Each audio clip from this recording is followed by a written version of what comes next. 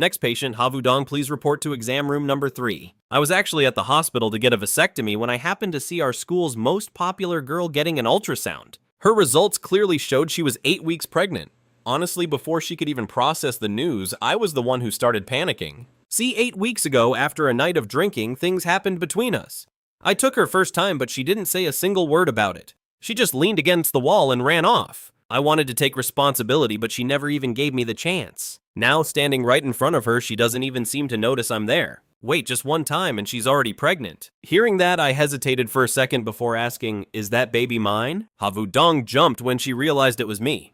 Suddenly, all those buried feelings of hurt and vulnerability came rushing back. Tears started welling up in her eyes. Seeing her like that, I panicked immediately. Hey, please don't cry. If you do this, everyone's gonna think I'm picking on you. But you did pick on me, didn't you? What's the matter? Are you trying to back out of your responsibility now? I froze. Am I really about to become a dad? Talk about a hole-in-one. Ding, congratulations, you have activated the God-tier super dad system. No doubt about it, the child before you is your masterpiece, and surprise, it's actually a boy and girl twin pair. Initial parenting fund reward, 100,000 yuan. As soon as the voice faded, I checked my phone. My account had just been credited with 100,000 yuan. Suddenly, an encyclopedia's worth of pregnancy knowledge flooded into my brain. A surge of invisible energy flowed through me. It felt real, but I still couldn't quite believe it. I frowned deep in thought. Seeing my silence, Havudong thought I didn't believe her. She choked back a sob and said, "Don't you believe the baby is yours? If you're doubting it, we can go get a DNA test right now." Her hiccuping snapped me out of it. I quickly pulled a pack of tissues out of my pocket. I handed them to her. "Hey, please stop crying. I believe you. A real man takes responsibility for his actions. I'm gonna take care of you and the baby, I promise. The system said they're my own flesh and blood after all. And it even predicted twins. Of course I trust it completely." I looked at the adorable Havudong and said sincerely, "Vudong, I'm taking full responsibility. Will you agree to have the baby?"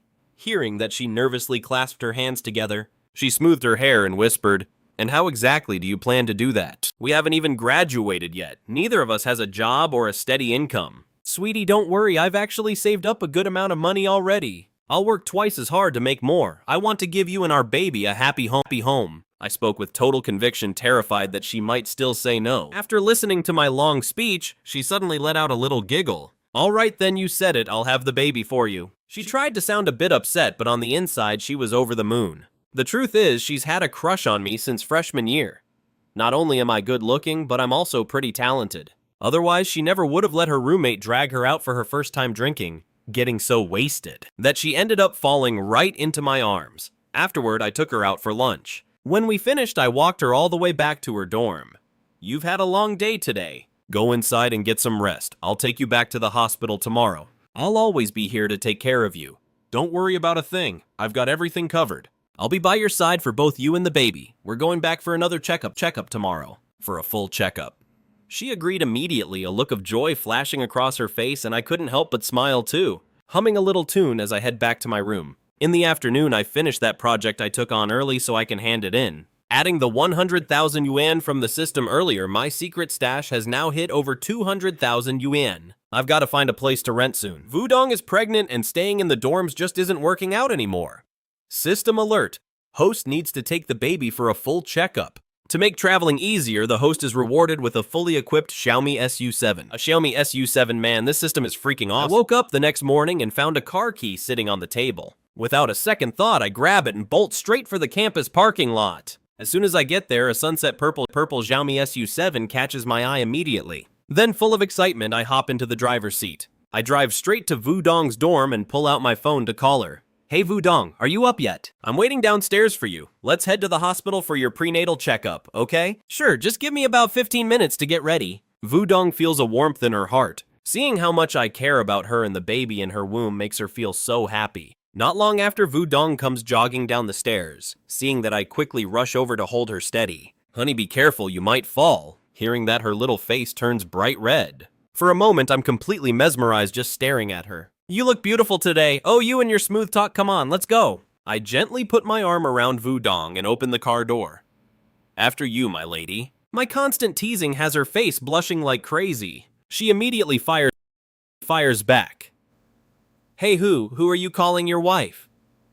Once we're inside, she can't help but ask, "Is this car new?" "Yeah, it is." "Hey, Wudong, you have your driver's license, right?" "I do." "Then, this car is yours to drive from now on. It'll make getting around much easier for you and the baby." "Oh no, thanks, I'm not that great at driving yet." "Maybe you should keep driving it. Besides, there's another car anyway." "It's settled then. I'll teach you how to drive it myself." I don't give her a chance to say no and just seal the deal. At the hospital, I stay right by Wudong's side as she starts her prenatal checkup. A little while later, the results are in.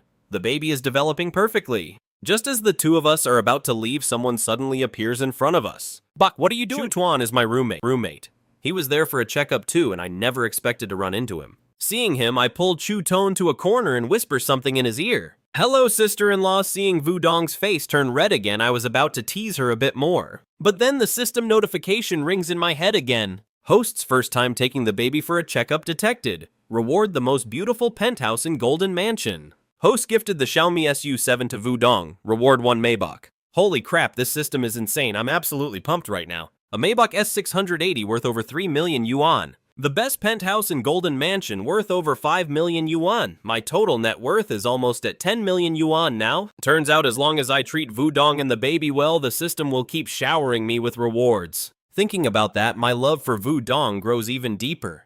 I reach out and gently take her soft, fair hand, looking at her tenderly. "Wudong, let's head out." After that, the two of us drive off in the Xiaomi SU7. However, our destination isn't Vanhai University. Instead, it was a luxury residential complex near the campus.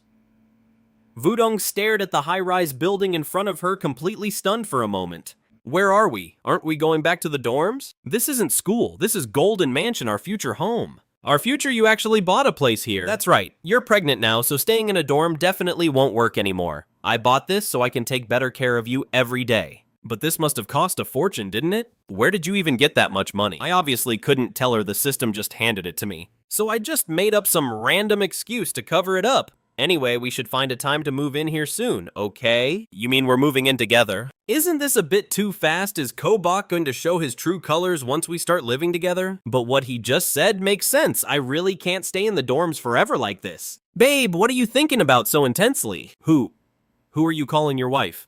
I'm not there yet." "Hey, if I'm your wife, you'd better go easy on me." "I'm sorry, honey. I promise I won't do it again." "Come on, let's go inside and see the place." Wudong pouted slightly and finally let it go, though she still felt like something was a little off. We quickly made our way up to the penthouse. It was a high-end apartment with over 200 square meters of space. It had a modern minimalist style with 5 bedrooms, a huge living room, and it came fully furnished too. Wudong stepped out onto the spacious balcony. The gentle June breeze brushed against her face, making the whole scene feel incredibly warm and romantic. Seeing her like that, I finally couldn't help myself. I stepped forward and wrapped my arms around her in a gentle hug. Wudong jumped a little at the sudden touch, but she didn't try to pull away. Her delicate face turned a deep shade of crimson once again. She whispered softly, "This house, it must have been really expensive, right?" "Yeah, over 5 million yuan." I held her close, breathing in her soft, sweet scent. Wudong slowly rested her head against my chest. "Hubby, thank you for agreeing to let me have this baby. Thank you for giving me a home. I'll do my absolute best to protect our family." I looked down at Wudong, whose eyes were welling up with tears, and slowly leaned in, drawing closer to those tempting cherry-pink lips. For a moment, Wudong was flustered, her hand tightly clutching her phone. Suddenly, she snapped back to reality and gently pushed me away. It turned out her mother was calling. "Hello, Wudong, sweetie? What have you been up to lately?" "Oh, nothing much, Mom. I'm just out taking care of some errands." "Is someone picking on you?" "No, of course not." "How could that happen?" Seeing her act so flustered, I couldn't help but let out a chuckle. Wudong glared at me while staying on the phone. Then she reached out with her dainty hand and aimed straight for my waist, giving it a sharp pinch. "Wudong, do you have a boyfriend now?" "No, I don't. Listen, you're in college now. It's about time you started dating." "Wudong, if you have the time, bring him over so I can see what he's like for myself." Okay. Anyway, I'll let you two get back to it." As soon as her mom hung up, Wudong shot me a death stare. "This is all your fault." Now my mom suspects something. Well, she was going to find out sooner or later. "Are you mentally prepared to be interrogated by your future mother-in-law? Milady, even if she breaks my legs, will you still come back home with me next week?" Wudong tightly intertwined her fingers with mine. We definitely have to go back. I basically kidnapped their precious daughter, so of course, I need to go and talk to them in person. Let's get ready to move in here tomorrow. Havudong gave me a sweet smile and nodded. After that, we headed out for lunch. I pulled out my car keys, unlocked the S680, and started the engine. Wait, this Maybach is actually yours! Havudong's mouth hung open slightly, her big almond eyes blinking in disbelief. I hopped into the driver's seat and headed straight for the mall. Since she loves fish, we went to a grilled fish spot inside. After lunch, she was so sleepy she could barely keep her eyes open. I drove her back to her dorm and then headed back to my own doghouse where I'd spent the last 3 years of college. The moment I walked through the door, I saw my roommates staring at me like a pack of hungry wolves. Chutuan was acting all outraged that I'd managed to snag the campus belle. He pointed a finger at me and I knew exactly what he wanted. All right, boys, tonight's on me. We're going out for a massive feast and then hitting the internet cafe to let loose. Just keep it on the down low for now, okay? Don't go spreading rumors. I led my sons downstairs and told them to wait right there. After a while, they were still standing there wondering where the heck I'd gone. A few minutes later, a sleek Maybach slowly pulled up. The window rolled down, revealing my very handsome face. Holy crap, he really is our sugar daddy. Pops, since when did you get enough money for a car like this? Give us a ride, so I came up with a lie that they totally fell for. I told them I won the car at a big event. They all looked at me with pure admiration and jealousy. Chutuan couldn't stop stroking the car. He said it was his first time even touching a luxury ride like this. I let out a laugh, revved the engine, and glided through the streets. Our wild night out started right then and there. We enjoyed all the best food together. Our laughter echoed throughout the entire trip. I felt so happy having such great friends. Everything seemed to be getting better than ever. Let us hitch a ride. So I made up a story. I just used the excuse that because the campus belle is pregnant, my family bought this car specifically for her comfort. The guys were absolutely stunned and went dead silent. Early the next morning, I slowly drove toward the girls' dorm. I had a date with Havudong. Today was the day she was moving into Kim Lone Mansion. As I pulled up to the dorm, I saw a familiar figure from a distance. Wait, that's not right. Why is there another girl standing next to her? That girl's sharp gaze looked incredibly hostile. I opened the door, walked up to Havudong, and said, I told you I'd call when I got here. Have you been waiting long? Oh, it's fine. We just got down here ourselves. This is my roommate Lu Vuhan. She insisted on coming along. I was going to be polite and introduce myself, but she immediately started grilling me with a scowl. So you're the guy who stole my dong-dong away? That's right. You can leave her in my care from now on, in your dreams. If you want dong-dong, you'll have to go through me first. After saying that, Lu Vuhan grabbed Dong-Dong's suitcase and marched straight toward my car. I didn't know whether to laugh or cry as I held Havudong's hand and followed behind. In no time, we arrived at Kim Lone Mansion. After parking and moving all the luggage inside, the system suddenly pinged. Congratulations, host, on your first move-in with your pregnant wife. Reward 5-star master chef skills. Please check your reward immediately. All sorts of culinary knowledge flooded my mind. I then turned to look tenderly at Havudong, who seemed a bit awkward. Babe, what do you want for lunch? I'll go out and get the ingredients. Anything is fine. I'll love whatever you cook. Hearing that I was going to cook for her personally, a flash of joy appeared on her face. Her eyes sparkled with happiness. I could feel her absolute trust in me. Lu Vuhan stood nearby, silently watching us. It felt like a new chapter was beginning. I silently promised to always be by her side and take good care of her. I'm glad. Do you want sweet and sour pork ribs, spicy poached fish fillets, beef brisket stew with potatoes, or maybe some braised fish? Ordering out was definitely fast, but luckily I'm a 5-star chef now anyway. Just as I was about to head out, a petite figure dove into my arms, bringing with her a faint, sweet scent. Hubby, come home early, okay? You got it, sweetie. After that, Havudong let go and ran back into her room, face turning bright red, leaving Lu Vuhan standing there all alone watching the PDA. While I was out, Lu Vuhan seemed to have smelled a rat. She started grilling Havudong, trying to force the truth out of her. To think our legendary pure school beauty hadn't even dated yet and was already pregnant. A while later, I returned carrying a ton of shopping bags. The second I walked in, Havudong hurried over to help me with the bags. I've got this, don't worry about it, babe, I said, gently stroking her cheek. What were you two gossiping about? Your faces are totally flushed. Havudong pouted slightly. I'm not telling you. I couldn't do much with her being like that, so I just headed to the kitchen to start cooking. These system rewards are the real deal. It's like my hands have natural muscle memory now. Oh man, the table was covered in dishes that looked mouth-watering. Wuhan took a bite of the beef brisket and couldn't hide her shock. Whoa, this is so delicious. Definitely 5-star chef level. Dong Dong, you're so lucky. You've got a pro chef by your side all the time now. Havu Dong didn't expect me to be this good either. Her face was absolutely glowing with happiness. Congratulations to the host for completing a lavish meal for your wife and children. Bonus reward 3 million yuan in cash. Damn, this system is as OP as ever. Just one meal and I get 3 million yuan. After lunch, I felt like I'd passed Lu Wuhan's little test. But to keep the good vibes going, I decided to drive her back to campus myself. On the way back through Wuhan's stories, I learned a lot more about Havu Dong's background. It turns out her father died young in a car accident, and her family isn't well off, so it's just been her and her mom leaning on each other. She really is everything to her mother. After hearing all that, I made a silent promise to myself. I'll do everything in my power to take care of Dong Dong. I won't let her suffer a single day more. After dropping Lu Wuhan off safely, I headed straight back to Golden Phoenix Mansion. When I walked in, I saw Havu Dong fast asleep on the sofa. She had changed into a white nightgown, showing off those long, gorgeous legs.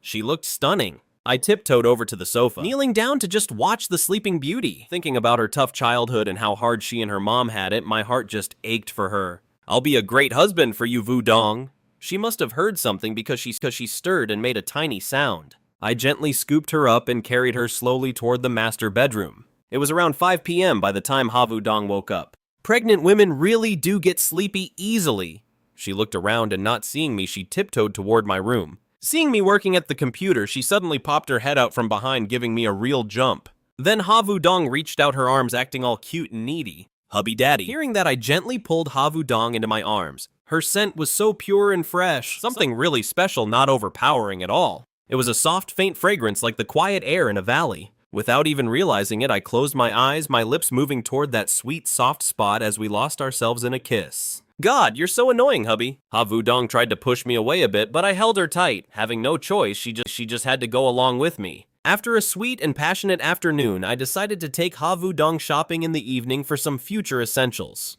As soon as we stepped into the mall, I grabbed Havu Dong's hand and started walking fast. Before long, we arrived at a shop specializing in maternity wear. Havu Dong looked confused and asked, "Why are we buying these things?" I teased her immediately. "I'm just worried your little bunnies won't have enough room later on." Noticing my eyes glued greedily to her chest, Havu Dong finally realized what I meant. Her face turned beet red instantly. Then she aimed right for my stomach and gave it a painful pinch. "Babe, I'm just worried about the milk quality down the road. After the first 3 months of pregnancy, things are gonna start growing." Stop being such a smooth talker. Havu Dong's face turned even though the pregnancy facts I just shared were spot on coming out of my mouth, it sounded kind of pervy. How do you know all this stuff anyway? She was a bit curious about how I became such an expert. Even though she was still pinching my waist, she was actually feeling pretty happy inside. Hearing that, I smiled and said, "Honey, for you and the kids, I've done my homework thoroughly. You really need to give me a good reward." Havu Dong playfully blinked her beautiful eyes and whispered, "Lean your head down, I have something to tell you." I did as she asked, leaning in close, and she whispered softly, "Thank you for always caring about me like this." Those words made my heart overflow with happiness. Watching Vu Dong shyly run ahead, I could only smile and quickly chase after her. Together we enjoyed those sweet moments, silently promising to build a little family full of love and the laughter of our children. Hey, what's with all the secrecy? Then I obediently leaned down and she stood on her tiptoes to plant a quick kiss on my cheek. After feeling that sudden warmth, I was about to make my move back, but Havu Dong quickly backed away to keep her distance. Then she waddled quickly toward the shop, still not quite satisfied. A faint smile appeared on my face as I began to imagine our sweet life after the kids are born. Havu Dong picked out a few maternity outfits and went into the fitting room to try them on. Meanwhile, I glanced across the way and saw a jewelry store. Estimating I had some time, I rushed in. As soon as I entered, a beautiful saleswoman came over to greet me. Before she could even say welcome, I cut straight to the point. "Hi, do you have any diamond ring recommendations?" The employee was a bit taken aback at first. Seeing that I looked like a student, she started showing me some lower-end models. I just smiled and shook my head. "Excuse me? Show me something higher-end. My budget is around 500,000, and I'm fine going a bit over." 500,000. Her monthly salary was only a few thousand yuan. Comparing herself to me was just depressing. With the staff's help, I quickly picked out a stunning diamond ring that cost exactly 500,000. After paying, I immediately headed back to the maternity shop, acting like nothing had happened. Ha Vu Dong happened to step out of the fitting room right at that moment. She twirled around. Kobak, does this look good? I thought to myself, isn't this an easy win? Then I praised her with a satisfied look. It's gorgeous. You look amazing in anything, babe. That doesn't help at all. Ha Vu Dong was speechless but secretly thrilled. She checked herself out in the mirror for a bit longer and decided to take it. I smiled, feeling satisfied with my choice. Once we finished shopping, the two of us drove back to Kim Lone Mansion. By the time we got home, it was 10 o'clock at night. Ha Vu Dong was exhausted, yawning as she said, I'm going to go shower and head to bed. Good night. Seeing that I wasn't about to give up just yet, I leaned in close and asked as sweetly as I could, Babe, where's my goodnight kiss? No, not happening. We've done enough kissing for today. Ha Vu Dong's face turned beet red in an instant. She quickly spun around and ran back to her room. Then I'm getting one tomorrow. We'll deal with tomorrow when it comes. Ha Vu Dong went into her room and gently closed the door. Right as the door clicked shut, the system notification chimed in. Congratulations to the host for successfully accompanying Ha Vu Dong on her maternity shopping trip. Your reward is a luxury storefront at Golden Bay Plaza. I was pretty used to this by now, so I didn't shout holy crap like I used to, but I was still pretty hyped. A luxury shop at Golden Bay Plaza, even the cheapest one, is worth at least 8 million yuan. For the next 2 days, we didn't go to school, just enjoyed our sweet time alone together. Vu Dong lay back lazily on a beanbag chair watching the sunlight sparkle on the lake while I hand-fed her snacks. But tonight, the sky suddenly broke out in a massive thunderstorm. A bolt of lightning tore across the sky. Ha Vu Dong was fast asleep when a loud crack of thunder jolted her awake. She curled up, trembling, her face turning pale as a ghost from fear. She had been terrified of thunder since she was a little girl. And now that she was pregnant, that fear was even more intense. Her anxiety just kept spiraling out of control. Meanwhile, I was just about to drift off into a deep sleep when my phone started buzzing. Who is it? Who is texting this late at night? I reluctantly checked my phone and saw it was a special notification from Ha Vu Dong. Kobak, can you come over here for a second? Right after she sent the message. She curled herself back into a ball. Before she would have just grit her teeth and endured it, but things were different now. She had a husband to lean on. Of course she could depend on him whenever she needed to. Seeing that message, I was suddenly wide awake. Every bit of sleepiness vanished instantly. I scrambled over to Ha Vu Dong's door, gave it a soft, familiar knock, and pushed it open. Babe, I'm coming in, okay? Hearing my voice, she jumped out of bed and threw herself into my arms, clinging to my neck. I'm so sorry, I didn't realize you were scared of thunder, feeling her shaking in my arms. I felt a pang of guilt and a little bit of awkwardness. How about we lie down together? As soon as I said it, her face flushed a soft shade of pink. I couldn't believe my luck was this really happening. Without saying another word, I lifted her up, carried her back to bed, and lay down right beside her. I pulled her gently into my arms, holding her tight so she'd feel completely safe. And with that, the heat in her cheeks just kept rising. She was so incredibly shy. It's not like this is the first time we've slept in the same bed. Why are you so embarrassed? The last time was when the night I got pregnant, you jerk. Kobak still had the nerve to tease her. Early the next morning, a phone started ringing right by Ha Vu Dong's ear. Half asleep, she reached for the phone and hit the answer button. Her voice was soft and groggy on the line. On the other end, Kobak's mom was absolutely floored, completely frozen. She asked urgently, what on earth is going on? I called my son, so why is a woman answering? Who are you, and where is my son, Kobak? Is Kobak sleeping next to you after saying that Ha Vu Dong just dropped the phone? The phone was right by my ear now, and it kept ringing. She had been fast asleep, but as for me, Ha Vu Dong had really put me through the ringer last night. I was completely wiped out and sleeping like the dead. It was dead silent outside. When I finally woke up, it was already noon. I slowly opened my eyes. Man, I'm finally alive. Here we go again. I looked at Ha Vu Dong, who was holding me tight in her arms. Those lips of hers so tempting, I really wanted to steal a bite. The more I looked, the more mesmerized I became. Just as I was leaning in for a kiss only a few centimeters away, Ha Vu Dong slowly opened her eyes. She saw my face right next to hers. She snapped wide awake and gasped, "What are you doing?" Seeing that, I got nervous and stammered, "I just wanted a closer look at your beautiful eyebrows." She caught my mischievous gaze drifting down to her neckline. Her cute little face turned bright red instantly. She scrambled back, burying her head under the covers, too shy to show her face. I just sat there with a wicked grin.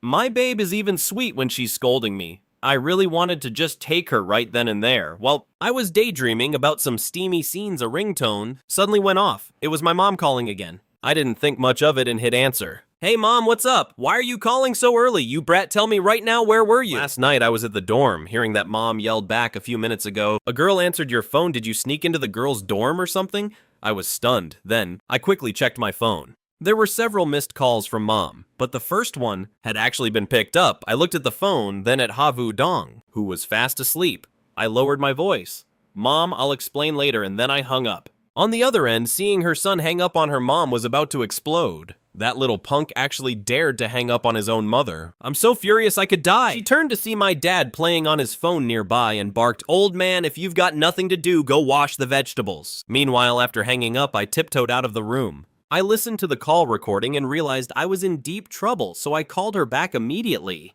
Before mom could say a word, I beat her to it. "Mom, you need to brace yourself before I tell you what's going on." Mom was speechless. "I already imagined you went out for some shady foot massage last night, so you brat spit it out." "Actually, it's no big deal. It's just you're about to become a grandma." Mom was so shocked she practically jumped out of her skin. Then she went into a full-blown rage, screaming at me through the phone. The more she thought about it, the angrier she got. How could the son she raised do something like this? Getting a girl pregnant before marriage. Where are your manners? Even though she was retired and really wanted a grandkid, she didn't expect it to happen out of the blue like this. Anyone would lose their mind. She had to go see for herself. After hanging up, mom immediately told dad the news. Dad heard it and got so mad the veins were popping out on his forehead. He grabbed his leather belt ready to come over and teach me a lesson. And then my parents started tearing the house apart, packing their bags to fly over and give me a beating I'd never forget. On my end, I was freaking out, pacing back and forth in the living room. I'm dead, I'm so dead. I'm definitely catching hands this afternoon. Right then, Havu Dong pushed the door open and walked out.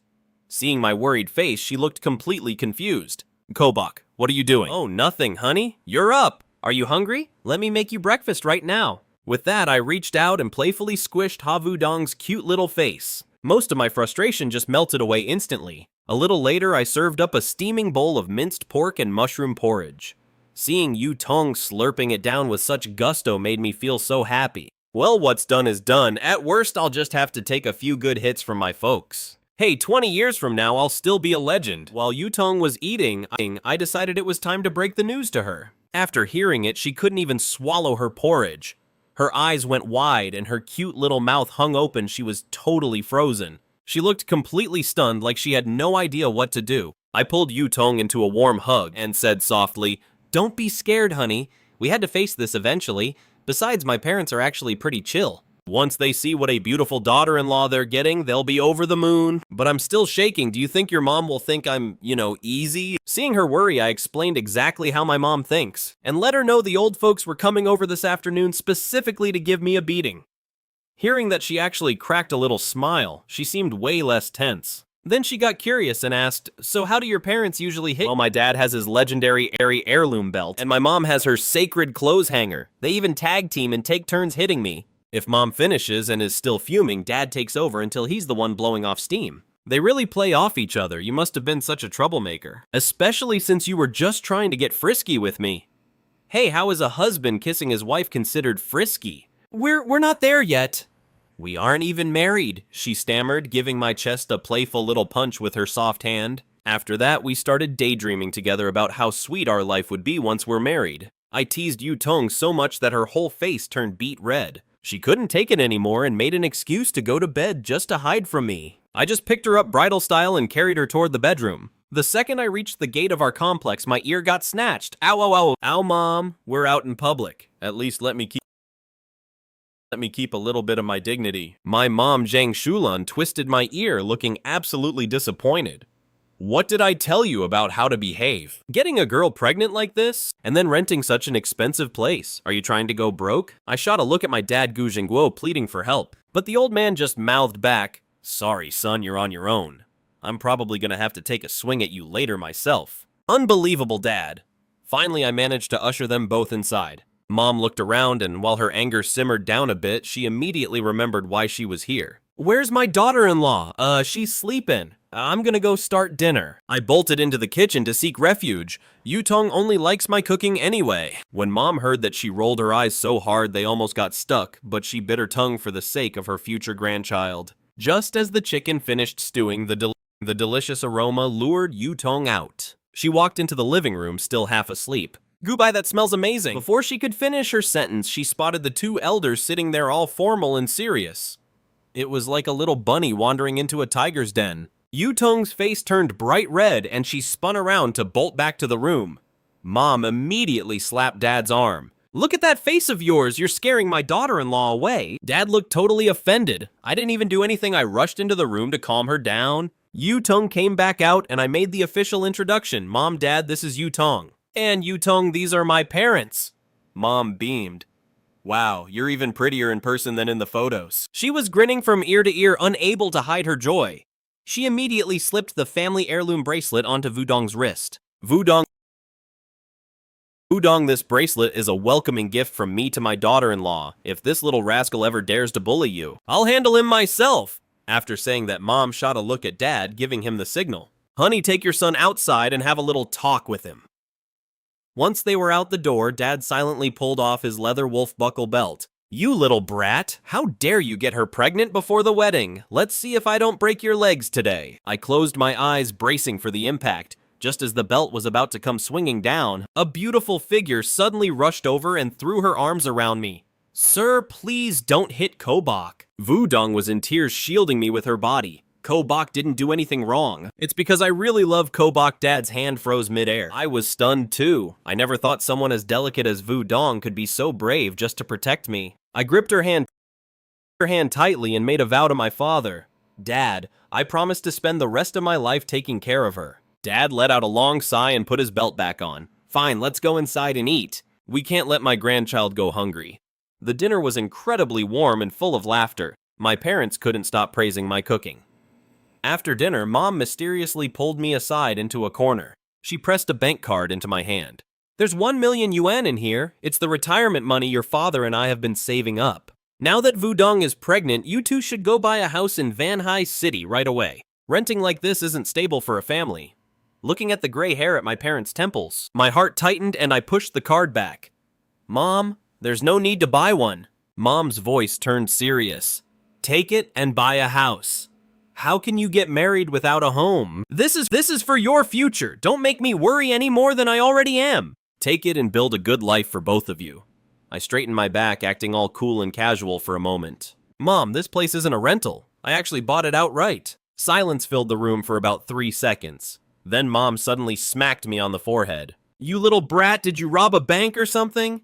I rubbed my head and explained I started investing and doing design work back in college. This is really money I earned myself. Mom stood there in shock for a long time before finally letting out, well, I guess you do have some talent after all. After seeing my parents off, I felt a huge weight lift off my shoulders.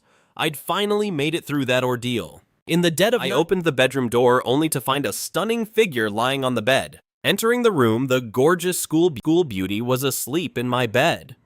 Who could possibly resist a sight like this? I quietly crawled onto the bed. Just as I was about to lie down, she suddenly rolled over. Her delicate arms wrapped tightly around me. Seeing her eyelashes fluttering ever so slightly, I couldn't help but gently pinch her cute face. Hey wifey, you asleep? She kept playing dead and didn't answer, but her eyebrows twitched for a second. I chuckled and leaned in closer. Babe, why did you sneak into my room tonight? Wudong's face instantly turned beet red. She kept her eyes shut tight and said snobbishly, This is my room. You're the one who walked into the wrong room. I looked at her with pure adoration. Fine, I walked into the wrong room, and I'll probably keep making that mistake from now on. You're mine forever, wifey. She couldn't keep up the act any longer and started hitting me with her tiny fists. Stop talking like that. I took the chance to pull her into my arms and whispered, I'm visiting your mom the day after tomorrow. What do you think she'd like? Wudong snuggled her face deeper into my chest. Just some fruit is fine. My mom isn't picky at all. How could I do that? I basically kidnapped her daughter. For my first visit, I have to show some real respect. That afternoon, I dragged Wudong straight to Kim Lone Plaza. We went into full shopping mode, buying birds' nests, designer bags, and jewelry. I didn't even bother looking at the price, I just swiped the card. Wudong finally started feeling bad for my wallet. Kobak, stop buying things, this is way too much. I just gave her a mischievous little smirk. Teasing her on purpose, I said, fine, I'll stop, but you have to give me a kiss first. Wudong's face turned bright red like a ripe apple, and she hesitated for a long time. Let's talk about that when we get home. It's way too crowded here. Come on, let me lead you to something really cool. I pulled her along, running straight up to the 5th floor. This was the reward the system had just given me. A luxury store spanning 150 square meters. Right here in Golden Mansion Square, where every inch of land is worth its weight in gold. The mall manager had been waiting for a long time and respectfully handed over a folder of documents. Mr. Ko, you just need to sign right here, sir. Wudong was stunned, her mouth hanging open. When did you even buy a store? I signed with a flourish and turned my head. Hey wifey, what if we open a fish restaurant right here? She looked totally lost. Why a fish restaurant? I squeezed her hand gently and looked into her eyes, speaking from the heart. Because my wife loves eating fish the most. She froze for a moment, her eyes suddenly welling up with tears of emotion as she hugged me tight and wouldn't let go. When we got home that night, she told her best friend all about what happened. It was yet another massive display of public affection. I could see she was in a great mood, but I was starting to get really nervous. Before bed, I brought her a glass of warm milk and whispered, "Babe, do you think your mom is gonna kick me out tomorrow?" Wudong burst out laughing, then suddenly leaned in and gave my cheek a playful hard bite. "Don't you worry, I've got your back." That bite hurt a bit, but it felt incredibly sweet. But still, will I make it through tomorrow? Is it going to be okay? I held her in my arms, but my heart was still racing with anxiety. Early the next morning, the two of us had a little disagreement over which car we should drive. Wudong grabbed my hand, wanting to take that purple Xiaomi SU7. Her reason was that the Maybach was just way too flashy. I shot that down immediately. No way. I'm going there to get your mom to agree to let me marry you. If I'm not a little flashy, I'll look too average. I patted the Maybach behind me and said confidently, "I'm counting on this baby to help me hold my head high in front of my future mother-in-law." My wife just laughed at me and obediently hopped into the car. For 4 whole hours, she sat in the back seat humming a little tune. I sat up front acting as the driver, speeding all the way to Tintui City. When we got to the old neighborhood, my jaw dropped when I saw her mom lived on the 8th floor with no elevator. I had to lug 2 huge gift bags and practically kill myself climbing all the way up to her house. I was stunned once again when a middle-aged woman walked out. She had such a gentle aura and her skin was incredibly well kept. No wonder Wudong is so beautiful, those genes are just too strong. "Hello, ma'am. I'm Wudong's boyfriend Kobok."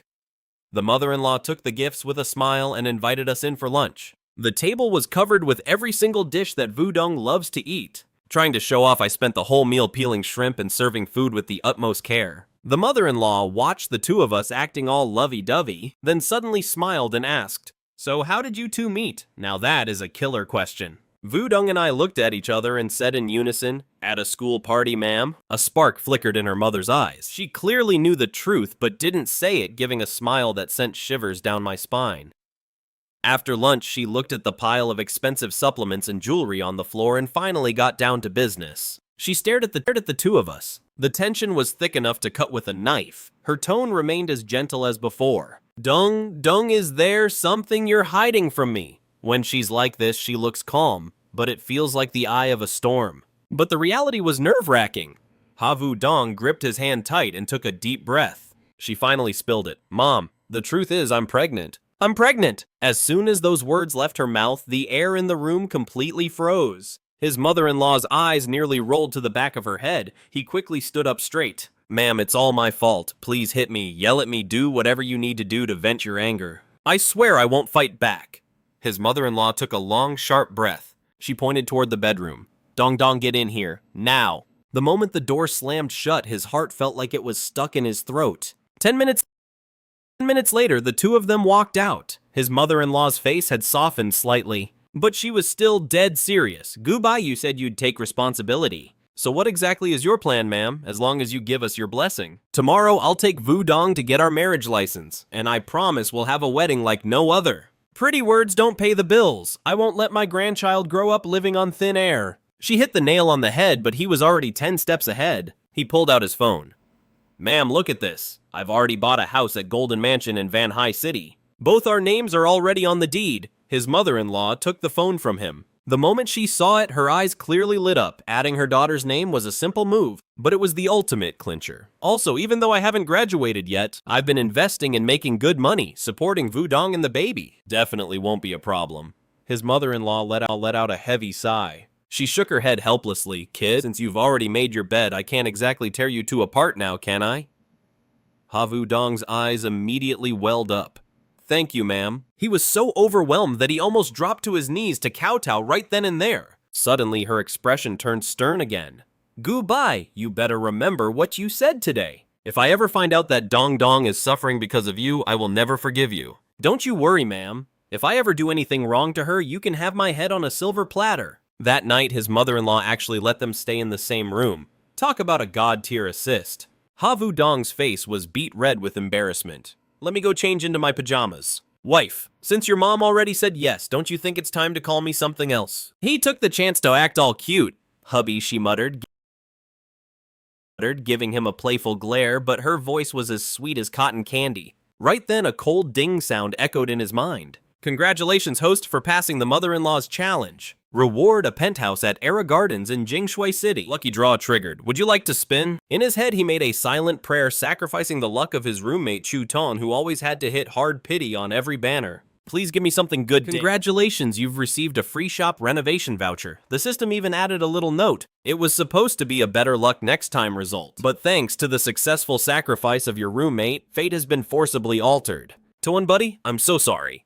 Meanwhile, back at the dorm, Chuton stared at his screen, hitting hard pity yet again. He let out a blood-curdling scream. Which jerk is messing with my luck today? Early the next morning, while Havu Dong was still sleeping in, he crept out of the room. Just then, his phone rang. It was the sales manager from Era Gardens. Good morning, sir. Your apartment 1201 in Building A is all ready for you. You can come pick it up whenever you want. The performance of this system is honestly incredible. Just as I hung up and turned around, my mother-in-law was already there watching me. Goodbye. What do you think of my Vu Dong? She's gentle, kind-hearted, strong, and decisive. She's the most wonderful person I know. My mother-in-law's eyes started to well up with tears. She grew up without a father. She has a lot of pride, and she's very sensitive. I'm entrusting my only daughter to you. Please be patient with her and treat her well. Don't you worry, ma'am. I promise I'll take the best care of Vu Dong. To show how serious I was, I made a special request. Ma'am, I'd like to learn how to cook from you tonight. I want to learn that mother's touch. That way, whenever Vu Dong misses home, I can cook for her. My mother-in-law was stunned for a second, then she broke into a huge, beaming smile. Oh, really? Of course I'll teach you. That's exactly how it should be. Winning over a mother-in-law is all about the little things. After dinner, Vu Dong and I walked hand in hand through the small park downstairs. This was where she grew up, a place filled with childhood memories. Goodbye, it's so beautiful here, isn't it? She looked at me with her cute little face like she was waiting for a compliment. I pulled her into my arms and said playfully, It really is beautiful.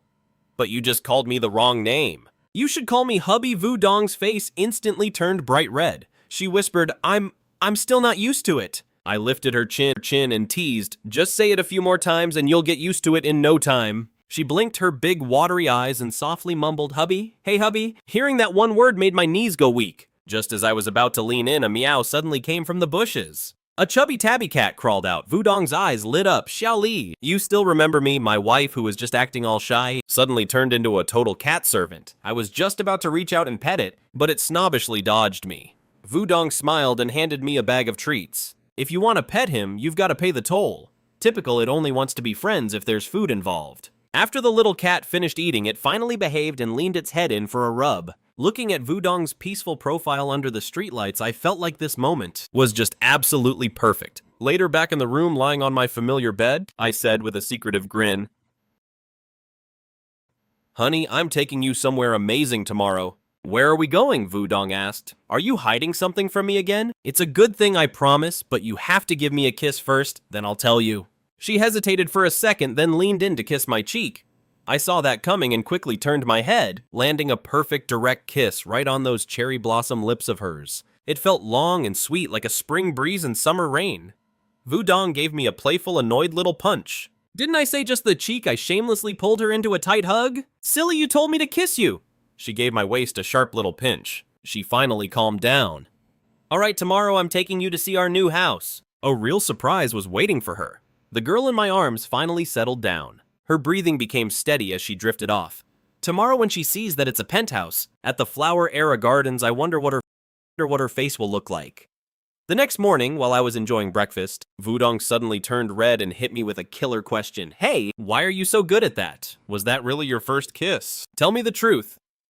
Looking at that face of yours, if you dare lie to me, you're in big trouble. I knew I was a dead man if I lied. My survival instincts kicked in instantly and I pulled her close. Guys just have a natural talent for these things, you know? Last night was definitely my first kiss. After they finished eating, he drove her straight to the Times Garden complex in the city center. This is the most elite residential area in Tintui City. The price per square meter is over 10,000 yuan. In a small city like this, that's definitely the absolute ceiling for real estate prices. As they reached the gate, Wudong felt a bit overwhelmed and shyly took his hand. Honey, is it because you don't like my old place? She thought he was just some spoiled rich kid who couldn't stand her old house. He gently squeezed her hand and looked at her seriously. After all, he didn't want his future mother-in-law to have to climb 8 flights of stairs every single day. Besides, it's close to your mom's work. It'll be much more convenient if we stay here in the future. That reasoning was absolutely flawless. Overwhelmed with emotion, Wudong hugged him and whispered, "Thank you, hubby." He took the chance to steal a quick kiss on her cheek. You should thank me with real actions instead. Manager Huang was already there, greeting them enthusiastically. This is your 200 square meter luxury apartment in Building A. Everything has been paid in full. Manager Huang beamed with a massive smile. Right this way, my distinguished guests. Please come in. The living room was incredibly spacious with a breathtaking view. Wudong stood out on the balcony as giddy as a little girl. It's beautiful. It feels totally different from Kim Lone Mansion. Once the papers were signed and the keys handed over, the luxury apartment officially belonged to the two of them. Just as they were about to head down to pick up her mother from work, they stepped out of the complex gates when a shrill female voice suddenly called out, "Wudong, it really is you. Wudong, it is you." A graceful-looking girl walked over. It was Wudong's childhood friend, Tron Din Din. Wudong, who's this handsome guy? Wudong tucked her arm into his and spoke sweetly. Din Ding, this is my husband Kobuk. She said husband so naturally. It made his heart swell with pride. Din Din's eyes nearly popped out of her head. We haven't seen each other in a few months and you're already married. Wudong blushed. Well, not officially yet, but we will be soon. Din Din pulled her aside and whispered for quite a while. Finally, she asked, Wait, why are you guys at Times Garden anyway? We just came to look at a place. Din Din put on a look like she had everything figured out. I actually just bought a place in this building too. Come over sometime, my place has an amazing view. Wudong just gave a polite smile. Sure sounds good. After saying goodbye to Din Din, he took his wife's hand to leave, but Manager Huang came running after them out of breath. Din Din hadn't gone far yet. Confused by the scene, she couldn't help but ask Manager Huang, Did they buy a place here too? Manager Huang gave a very professional smile. That is correct, ma'am. Mr. Ko just paid in full for the penthouse in Building A 200 square meter luxury unit. Din Din froze instantly. A penthouse paid in full, 200 square meters. Thinking back to her own tiny attic apartment, which wasn't even as big as their bathroom, she just wanted to crawl into a hole and disappear from embarrassment. With the house sorted out, the two of them drove over to pick up his mother-in-law from her job at the mall entrance. The Fuang was waiting for a ride with another middle-aged woman who was wearing a very smug expression. Now listen, Fuang, my son works for a state-owned company. It's a guaranteed job for life. Why don't you reconsider? Her mother-in-law looked completely fed up. No, that's really not necessary, Tranli. I already have a son-in-law. Oh, please, hasn't he not even graduated yet? How can he have any kind of future? Seriously, finding a job these days is tough, isn't it? Unlike my son. Before she could finish her sentence, he slammed on the brakes of his gleaming Maybach, stopping right in front of them. The window rolled down and Wudong leaned her head out. Mom, please get in the car. Her mother-in-law stood there completely dazed by the sight of the luxury car. Tran Lei, on the other hand, looked like a deer in headlights, her voice suddenly cutting off.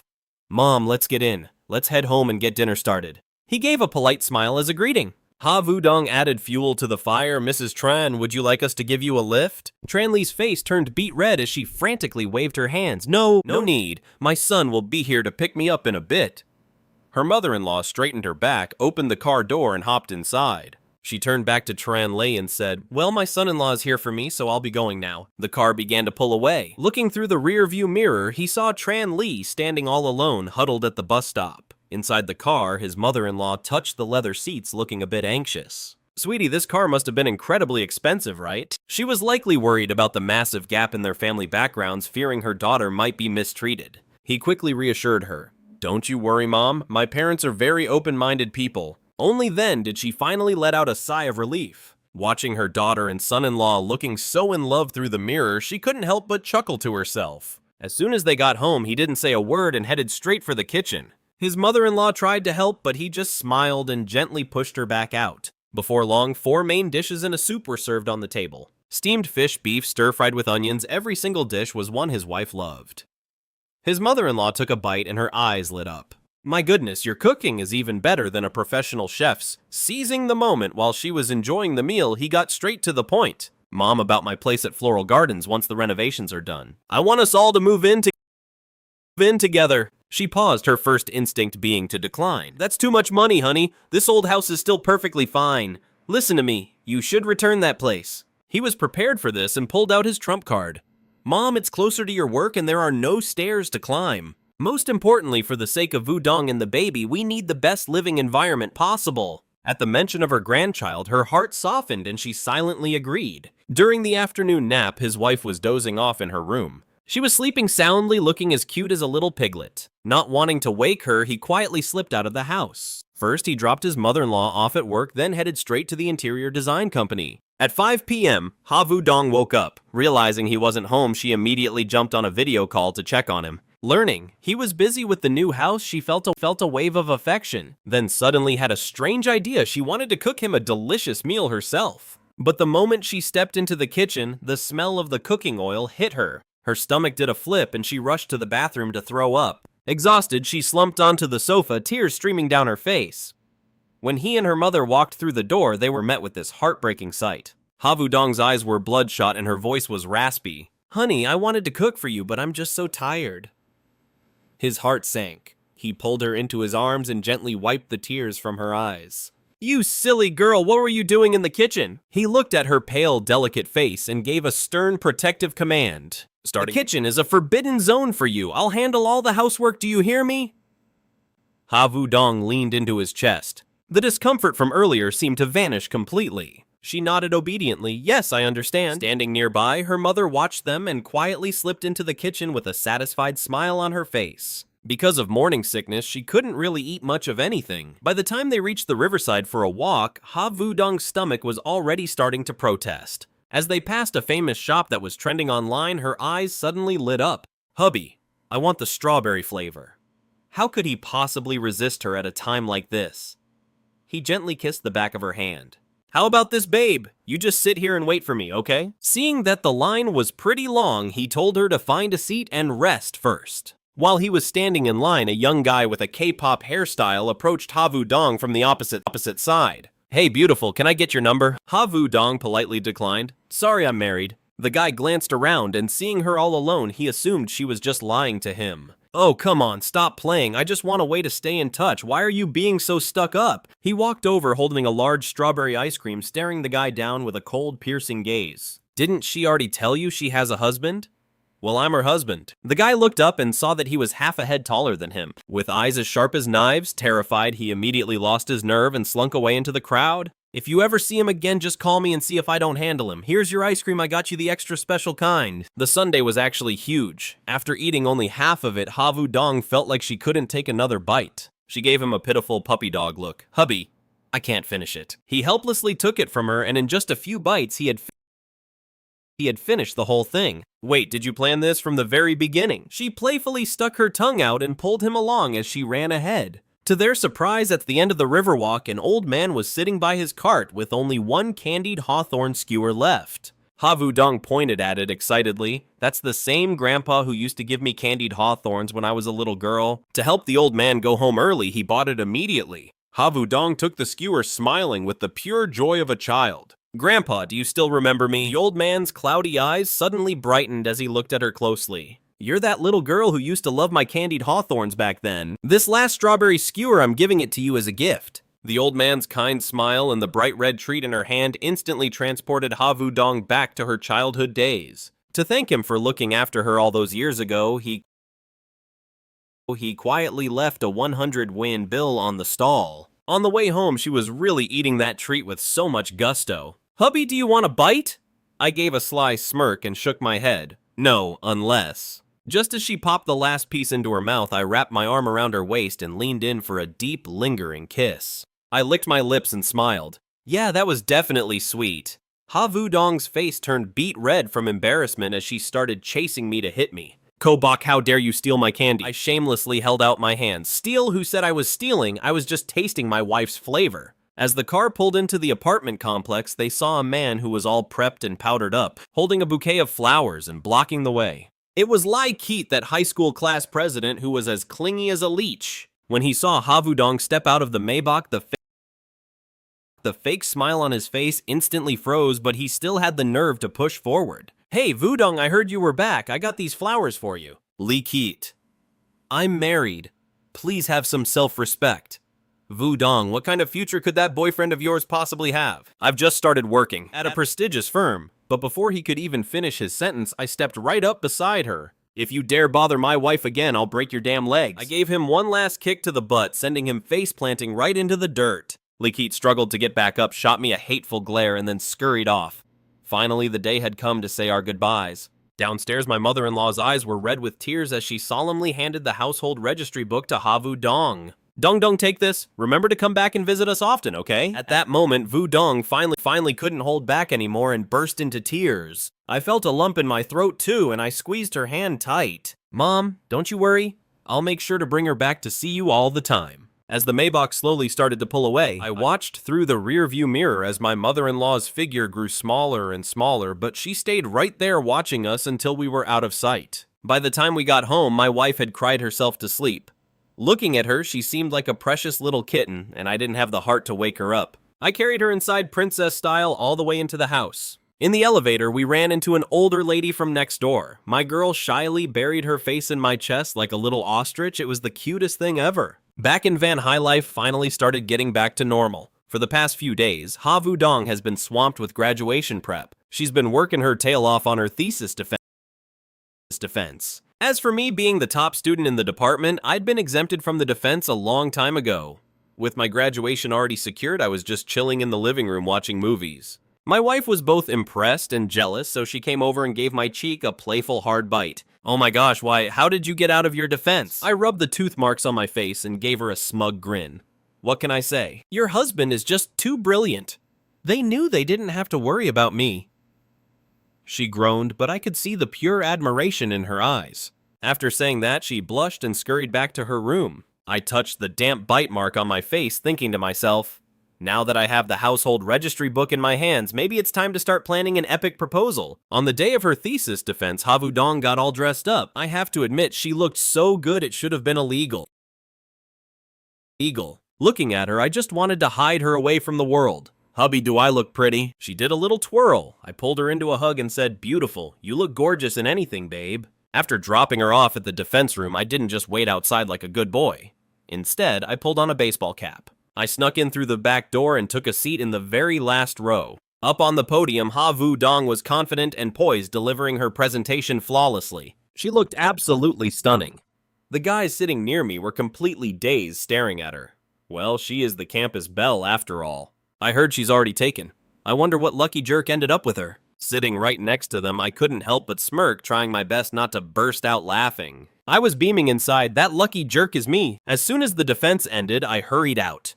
I was just standing by the door when an underclassman girl walked up to ask for my number, but before I could even say no, Vu Dong suddenly appeared and grabbed my arm, her eyes sharp as a tack. Sorry, but he's a married man. Seeing it was the campus belle herself, the younger girl immediately backed off and scurried away. Oh, are you jealous, wifey? I gave her a mischievous grin. You're a bad husband flirting with girls the second you step out? She huffed and gave my waist a little pinch. To appease my little queen, I had to agree to take her to the student cafeteria for lunch. This was actually the very first time we'd eaten at the school cafeteria together. Ha Vu Dong was as excited as a little kid. Ma'am, please keep a steady hand today. This is our very last meal here at school. The lady chuckled and piled our plates high like little mountains. We found a corner and sat down. Ha Vu Dong started serving me. She put some braised fish on my plate and then peeled a shrimp, holding it right up to my mouth. This meal was so incredibly sweet, she didn't even notice that the atmosphere around us had completely frozen. Hey look, that's the school bell over there. Who on earth is sitting next to Ha Vu Dong? Oh my god, are they actually feeding each other right now? I don't know which busybody took that photo and posted it on the school forum, but I just checked it. My roommate group chat is blowing up with everyone screaming, "Bach! Man, you're famous now. You've officially become the #1 public enemy of the whole school." I went on the forum to check. The pinned post at the top says, "Absolutely mind-blowing. The school bell feeding a mystery man in the cafeteria. The comment section is already full of 'Get the pitchforks ready. Let's form a mob and take him out.'" I literally felt a chill run down my spine. Wifey, I feel like I'm about to be beaten to death here. Havudong looked at her phone and laughed so hard she was shaking. Don't worry, big sis has your back. This girl usually lets me tease her, but today she's acting like she's leading a revolution. My face turned bright red, and to save my own skin, I had to swallow my pride. I leaned in close to her ear and whispered, "Sis, hey sis." Havudong was, "Good girl, here's your reward. Wait, is that all? How's that gonna help my situation?" She just smirked, shook her phone and said, "Check the forum." I clicked on the latest pinned comment and it was a total power move from her account. "Stop guessing, guys. He's not my boyfriend, he's my husband." Well, I'm doomed. Now the whole school knows I'm a kept man. But hey, thanks to this immunity card, I can finally walk with my head held high. Once the thesis defense was over, the biggest change was that Havudong had become quite the expert driver under my careful coaching. Now she navigates the city streets like she was born for it. Today was her dorm's farewell party. Before leaving, Vudong leaned in and gave me a sweet little kiss. She tried to run off, but I pulled her back into my arms to make it a real kiss. "You're so bad." She blushed, scolded me playfully, fixed her lipstick, and drove away. Since my wife was out with friends, I didn't want to just sit around. I posted a job for a store manager on a recruitment app with a salary of 20,000 yuan a month. After all, I couldn't just let that luxury shop from the system stay empty. I just want to be a hands-off boss and enjoy the easy life. Meanwhile, after her party, Havudong didn't go straight home. She headed to a jewelry store at Golden Plaza instead. Ko-bak is such a chick magnet, I really need to mark my territory. She ended up secretly buying me a men's ring worth 18,888 yuan. Even though she was low-key dying inside while swiping her card, she was determined to buy it. When she got home, she looked totally guilty and dashed to the bedroom to hide it. I caught her and asked, "Babe, what are you hiding?" She blinked her big, innocent eyes with a mysterious look. "It's a girl's secret you're not allowed to know. Whatever makes her happy, I guess." Early the next morning, I was just about to get up when Chu Ton called and woke me up. "Big bro Bach, I heard you're hiring a manager. You think I've got a shot?" I froze for a second. Wait, didn't this guy try for the civil service exam? Don't even bring it up! That exam was way too competitive. I didn't even get a call back for an interview, but my family runs a restaurant, so I definitely have the experience. I'm confident I have what it takes to help you manage everything. Chu Ton's voice sounded incredibly sincere and determined. I thought about it for a moment and decided to give him a shot. "Alright, come by the shop this afternoon to meet me. We'll discuss the benefits and pay in more detail then." Chu Ton was over the moon, thanking me non-stop over the phone. He promised to work as hard as he could and stay fully committed. I smiled and hung up secretly, hoping this was the right call for my new shop where I was planning to see what he's really made of. He and the rest of us agreed to meet up at a cafe near the school. After interviewing him for a bit, I really started to see Chu Ton in a whole new light. Hey, bye, don't let my slacker look fool you. When it comes to cooking, I'm a total pro. How about I whip up some classic braised pig intestines for you to try? But then I suddenly remembered that original flavor meme and quickly waved my hand to stop him. No, forget it. I'm terrified you'll leave a little something behind for extra flavor. In the end, I decided to hire him as the manager with a base salary of 20,000 yuan plus a share of the profits. On July 3rd, Chu Ton was so moved that he almost dropped to his knees to thank me. "Brother Bai, you're seriously my savior. You've given me a second life." After chatting for a while, the guy started whining again. "Hey, Bai, do you think I'm just cursed with bad luck? Every time I top up in a game, I have to hit the max pity just to get anything." I almost spat out my mouthful of coffee. "Toan, old man, you should know that your bad luck is just a necessary sacrifice for my system rewards." After seeing Chu Ton off, I stepped out of the coffee shop. I was just about to head to my car when I accidentally ran into a familiar figure. Shoulder-length hair, eyes filled with a complicated look, it was my ex-girlfriend Deep Tu Hien. Deep Tu Hien looked at me with pure shock. "Gubai, is that really you?" "Man, talk about bad luck. I just left the cafe and immediately bumped into this jinx." Deep Tu Hien, she was my girlfriend back in freshman year. Back then, she dumped me because I was poor. We hadn't even been together for 6 months before she ran off with some rich brat. Even now, she still had that same arrogant look in her eyes. What a coincidence, right, Gubai? I just glanced at her, wanting nothing more than to get her out of my sight. Yeah, quite a coincidence. She clearly had no intention of letting me walk away. She crossed her arms over her chest and sneered at me. Why so cold? Is this how you treat your first love? Graduation is right around the corner. Have you even found a job yet? My current boyfriend is an executive at a tech firm. Do you need me to throw a little opportunity your way like a handout? Hearing her brag about her boyfriend just to put me down didn't bother me one bit. Honestly, I found it kind of funny. Well then, congratulations to you. I gave her a cold reply and walked right past her, heading straight for the Maybach parked at the curb. After I hopped in and started the engine, I glanced in the rearview mirror. Deep Tu Hien nearly dropped her coffee on the ground. Her eyes were wide, looking like they were about to pop right out of her head. She was probably desperately trying to convince herself. How could Gu Bai afford a Maybach? It's definitely a rental just to show off. Brushing that nuisance aside, I picked up some groceries on the way and headed back to Kim Lone Manor. The second I walked through the door, a soft, sweet-smelling body leaped into my arms. Hubby, welcome home! Ha Vu Dong was like a little kitten clinging to me and refusing to let go. Looking at this silly girl whose eyes were filled only with me, that lingering feeling of bad luck from earlier completely vanished. Hubby, I feel like your cooking is getting better and better every single day. It tastes exactly like my mom's cooking. I affectionately stroked her hair. Of course it does. Go watch a movie, I'll handle lunch. Once 3 dishes and a soup were set on the table, I started serving her food while bringing up the main topic. Honey, I'm planning to let Chu Tone manage my restaurant. His family is in the food industry, so he has plenty of experience. Ha Vu Dong nodded obediently. Whatever you decide is fine with me. You handle the business stuff. You just need to focus on getting some good rest. Everything was finally settling into place. After we finished eating. During our afternoon nap as she slept soundly in my arms, I felt a bit guilty and decided to confess. Sweetie, actually, I ran into my ex-girlfriend today. The woman in my arms clearly stiffened for a second. Her eyes, which were sparkling just a moment ago, suddenly turned red and misty and her voice began to tremble. And then what are you planning to go back to her? Pregnant women are naturally more sensitive. Seeing her look so hurt and aggrieved made my heart ache for her. I quickly pulled her into a tight embrace, leaning my forehead against hers. You little dummy, I was young and foolish back then. That's the only reason I dated her, but I stopped liking her a long time ago. Besides, nothing ever happened between us. I mean it. Hearing that, she finally stopped crying and managed a smile. Then she buried her face in my chest and murmured softly, "Actually, I've liked you for a very long time." I was stunned. Huh, how did I not know that? Back then, I was cornered by some thugs in a small alley.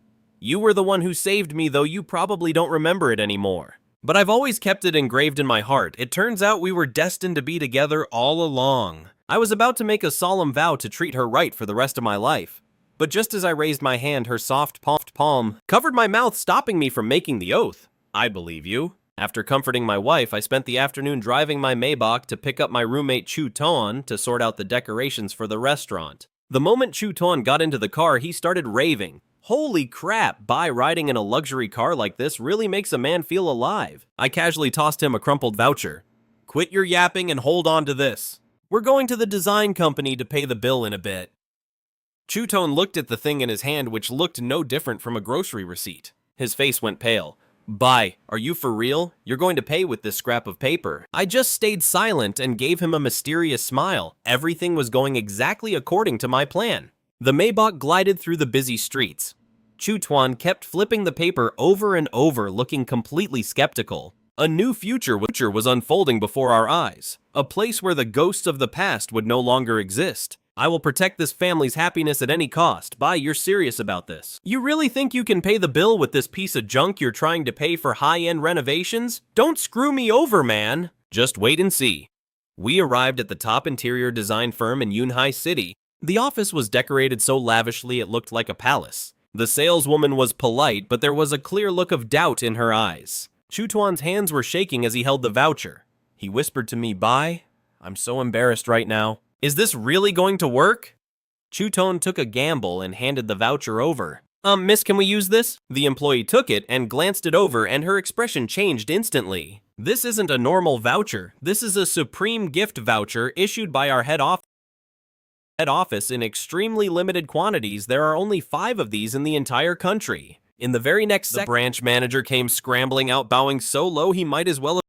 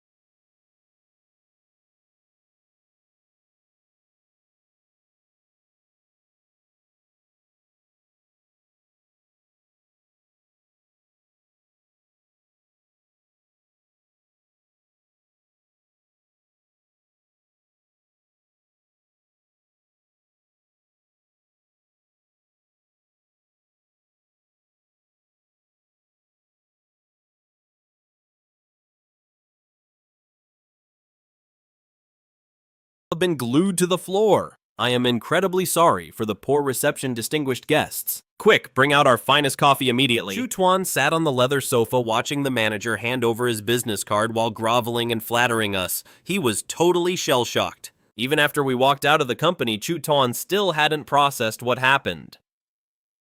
By who the hell are you, really? How did you pull that off? I acted all mysterious. That's grown-up business, kid. Don't ask too many questions. To celebrate, I dragged him back to my place for dinner. When Chu Tuan stood inside my massive luxury apartment at Jinluan Mansion, admiring the high-end interior, he saw Havu Dong walk out and say, "Welcome home, you two." At that point, his brain totally short-circuited. While he was in the kitchen helping me out, he could only mutter through gritted teeth, "I guess when you have money, you really can do whatever you want." I smiled and patted his shoulder. "Sorry about that, but you're damn right you can." I was busy cooking in the kitchen while Chu Tuan helped by my side, his eyes wide as saucers. By you actually know how to cook, I didn't even bother answering him. I quickly brought out 4 dishes and a soup fish cakes, garlic stir-fried glass noodles, steamed fish, sweet and sour, pork ribs, celery, and tofu soup. My wife Havu Dong excitedly ran over and sat right next to me. I picked up a piece of fish cake and fed it to her, saying, "Try this new dish, babe, it's delicious." Her eyes crinkled into little crescents as she smiled, and then she picked up a piece to feed me back. "Hubby, you eat some too." Chu Tuan sat opposite us. Even though he felt like a massive third wheel, he couldn't help himself and grabbed a piece of fish. A second later, his whole body froze. Holy crap, big bro, bye. This is illegally good. It literally melts in your mouth. Why are you even hiring a chef? You should just be the head chef yourself. No way I need to stay home and look after my wife and kid. Besides, why else would I hire you as a manager? Chu Tuan was speechless, totally choked up. His eyes darted around before he flashed a mischievous grin. "Sis, you want to hear some embarrassing stories about Big Bro Bai back in the dorms?" Havu Dong looked intrigued. "Ooh, what kind of stories?" "Big Bro Bai might look all cool and aloof, but he actually loves checking out pretty girls on the street. I moved like lightning to cover his mouth, grabbing a pork rib and stuffing it in his face. "Shut up and just eat your food, man." Seeing my wife's half smirk, I scrambled to prove my loyalty. "Honey, don't listen to his nonsense. You're the only one I ever have eyes for." After kicking out that big mouth brat, I went back to the bedroom, only to find the door locked from the inside. "Babe, open up." Havu Dong's playful, haughty voice drifted from inside. "I'm not opening the door for a pervert who likes checking out girls." I cursed Chu Tuan under my breath. "That annoying jerk." But I still had to plead my case. "I'm being framed, honey. I swear it's only because those guys tricked me." The lock clicked open. I quickly pulled my tiny wife into my arms as she turned away from me. She spun around, her beautiful eyes boring into mine. "How were you tricked?" They'd shout, "Look over there, there's something happening." As soon as I turned my head, I fell right into the trap. "You really are a blockhead," Havu Dong giggled, snuggling deeper into my chest. "And here I thought you were always this good at flirting." Fine. I wasn't actually mad, I was just teasing you." A few days later at the center of the plaza, during the Van High University graduation, we met. Despite the noisy crowd around us, we only had eyes for each other. Our human tripod Chu Tuan was snapping photos like crazy while complaining. "One of these days, if I drop dead from being too full, it'll definitely be because you two fed me way too much dog food. PDA. Back home that evening, I intentionally kept the lights off and led Havu Dong to the middle of the living room. I dropped to one knee and pulled out a 2-carat diamond ring worth 500,000 yuan. "Vudong, meeting you was the greatest stroke of luck in my life. I want to spend the rest of my life taking care of you and our child. Will you marry me?" Havu Dong covered her mouth as tears instantly welled up. She nodded through her sobs. "I will." I stood up, pulled her into a tight hug, and slid the ring onto her ring finger. Right then, she suddenly remembered something and rushed to the room to grab a box. Blushing, she handed it to me and said, "Hubby, I actually prepared a ring for you too. It's just a cheap one for now, but I'll work hard to buy you a better one later." Seeing her looking so anxious, my heart just completely melted. I reached out my hand for her to slip the ring on, then leaned in and kissed her softly on the lips. "You silly girl, I love it." By now, social media was already blowing up with photos of our proposal. Everywhere I looked, people were flooding us with congratulations. Just as I was soaking in all that happiness, that familiar voice rang out in my head again. "Congratulations to the host on a successful proposal. Your reward is 100% ownership of Kim Loan Tech in Van High City effective starting tomorrow." Holy crap, the whole company. This system is absolutely cracked. Looks like my days of living the high life as a wealthy man are only going to get better from here. That evening, Havu Dong was fiddling with her diamond ring when she whispered, Honey, how much did this ring actually cost? I told her the truth, 500,000 yuan. She gasped, burying her face in my chest, and said, why spend so much? Now the gift I gave you looks so cheap. I pulled her close and said, as long as it's from you, I'll love it no matter what. If you're that worried about the money, why don't you just kiss me a few more times? She grumbled a bit, but a second later she leaned in to give me a quick kiss before blushing and turning away to pretend she was asleep.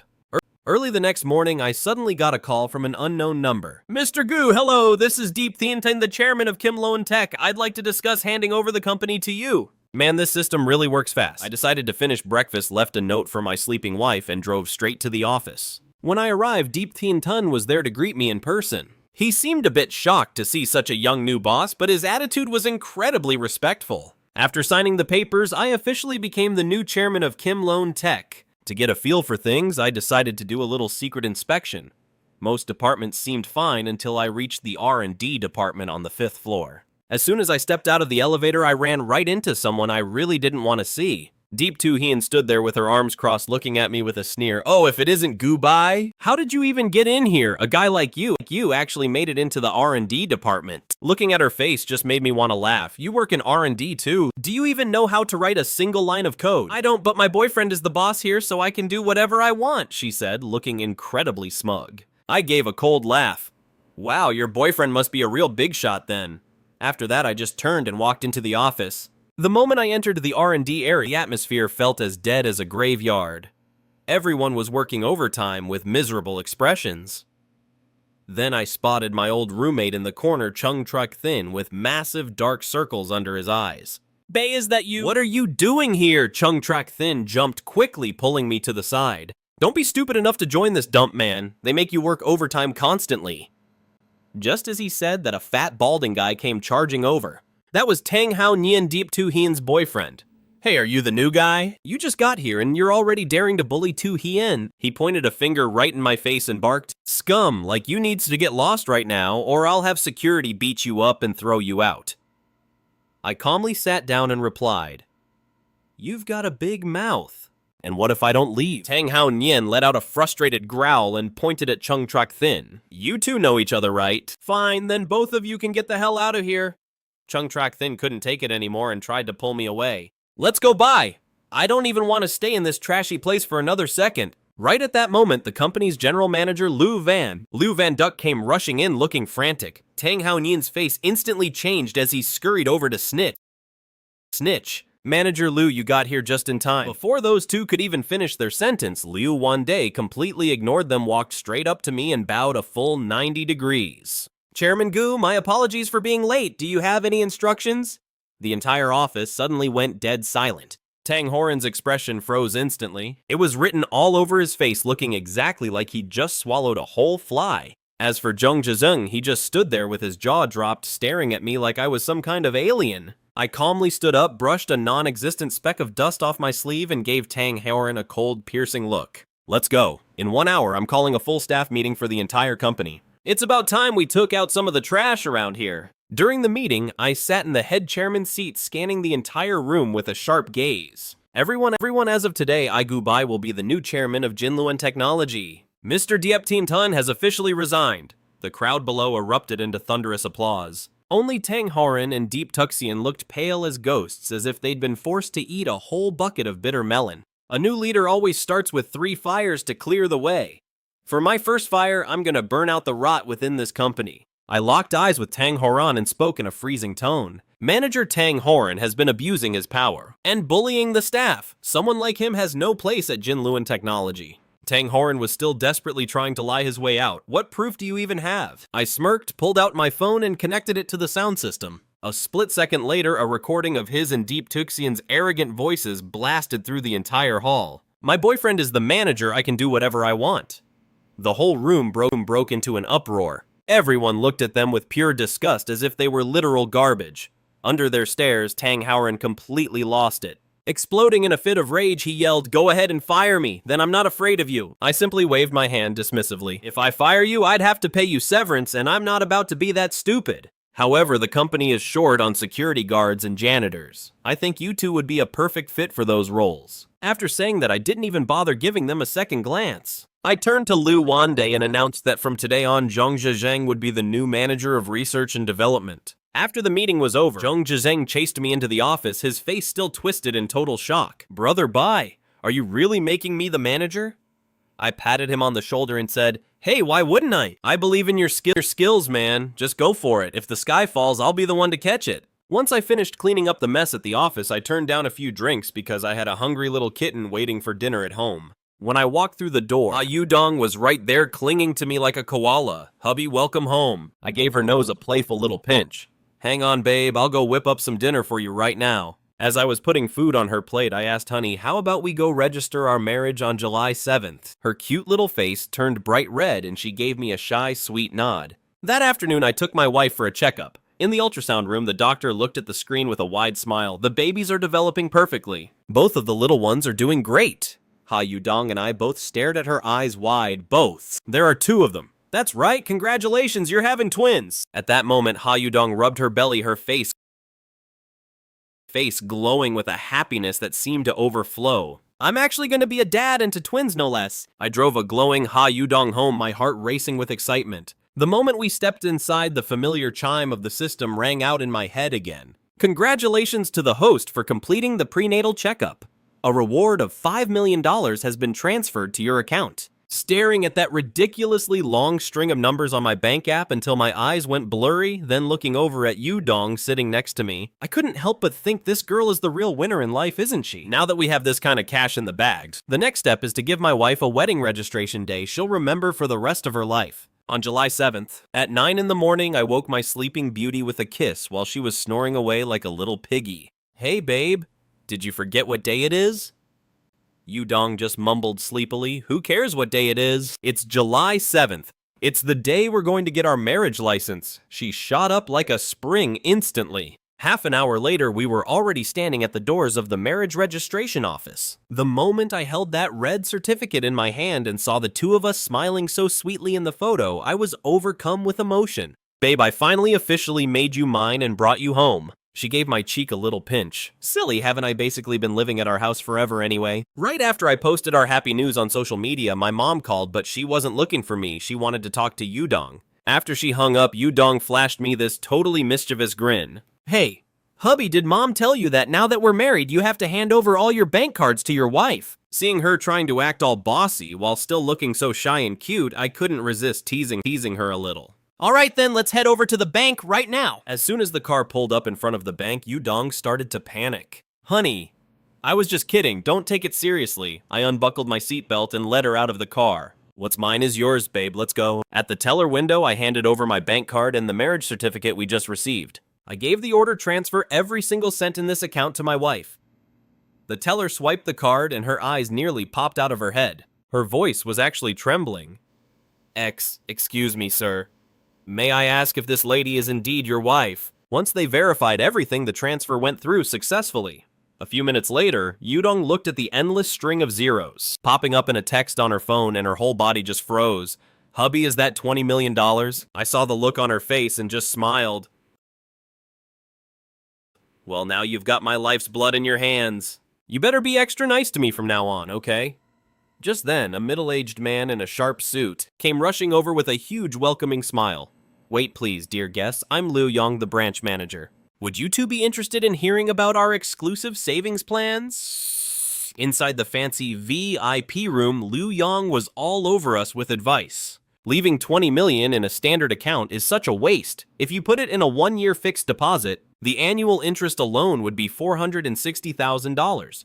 You'd be making that much every year just by sitting there. My wife leaned in and whispered, Babe, maybe we should just deposit $10 million. We can keep the other $10 million for pocket money. I gave her a quick kiss. My wife is so smart. Once the paperwork was done, Liu Yang respectfully handed us 2 prestigious black cards. Congratulations to you both on becoming our bank's top-tier diamond-level members. That afternoon, Chu Quan texted me saying the restaurant renovations were finished. I headed over to Golden Plaza and saw the gorgeous interior. I was pretty impressed. The kid actually has great taste. It looked like a 5-star setup. Chuquan rubbed his hands together looking stressed. Boss Bai, the place is ready, but I'm completely broke. I don't even have enough cash left to hire the staff. Without saying a word, I immediately transferred $1 million to him. Here's the seed money to get the restaurant running. Chuquan was over the moon. Thank you so much, Boss Bai. He promised to manage everything perfectly and not let me down. Yudong stood beside me, smiling with pure happiness. We took a stroll through the busy shopping district together. Everyone was looking at us with such envy. This life of luxury really did come out of nowhere. But I knew this was only the beginning. We're going to achieve much bigger things in the future. I squeezed my wife's hand silently, promising to always protect her. We'll share all the success together, okay? Chuquan was so excited he almost stood at attention to salute me. Yes, sir. You got it, boss. Oh, by the way, what should we name the restaurant? I thought about it for a second and decided to name it the Bok Vu Restaurant. It's a blend of your name and mine, perfect. On the way back home, I stopped by the office for a bit. There they were, the resignation letters from Tong Hao Nian and Deep Tu Hien sitting right on my desk. I signed them off immediately. Those two tumors are finally gone and the air already feels so much cleaner. When I got home, Ha Vu-dong immediately clung to me like a cute little ornament. Hubby, where have you been? I showed her a photo of the restaurant and her jaw literally dropped in surprise. Wow, it's so luxurious. Does it have a name yet? I just tied on my apron and gave her a smile. Honey, it's called the Bok Vu Restaurant. She froze for a moment, then her face turned beet red all the way to her ears as she buried her head in my chest. Hubby, you're too good to me. Looking at my shy little wife, I felt like this is what life is truly supposed to be like. That evening, Ha Vu-dong was snuggled up against me watching a movie, while I was on my tablet checking the company reports. Hubby, what are you looking at? Just the daily operation reports for Kim Loan Technology. She looked confused. Did you get a job at this company? I gave her nose a playful little pinch. What are you thinking? I'm the chairman, which makes you the Madam Chairman. Seeing that look of pure disbelief on her cute face, I couldn't help but burst out laughing. Having such a naive wife is actually pretty fun. Just then, Ha Vu-dong got a phone call. Her best friend Lu Vu-han wanted to come over for a get-together to celebrate us getting married. Since my wife's best friend was coming, I obviously had to be the one to handle the cooking. At the dinner table, Lu Vu-han brought up a secret I had never heard before. Dong Dong, you just got married and you're already pregnant. If Senior Dang Tuan Nia finds out about this, his heart is going to be completely shattered. Hearing that name, Ha Vu-dong bit her lip. I've rejected him so many times already. Besides, I love Gu Bai. After we saw Lu Vu-han out, I pulled Ha Vu-dong into my arms. Alright, spill it! What's the deal with this Senior Dang guy? How come I've never heard you mention him? Ha Vu-dong replied casually. Didn't my friend already make it clear? He used to chase me, but I've had a crush on you since our freshman year. I don't believe you unless... I was just about to lean in and kiss her when my phone suddenly blared. Who the hell calls at a time like this? Is it some rival or that senior who just got back to the country and wants to cause trouble? As it turns out, it wasn't any senior. It was my mom telling both of us to come over for dinner tomorrow. To get ready for our trip to Van Hai to see my parents, Ha Vu-dong and I went to the mall to do some shopping. Our first stop was the jewelry store. My wife fell in love with a jade bracelet worth 100,000 yuan the moment she saw it. Hubby, isn't this too expensive? I pinched her cheek.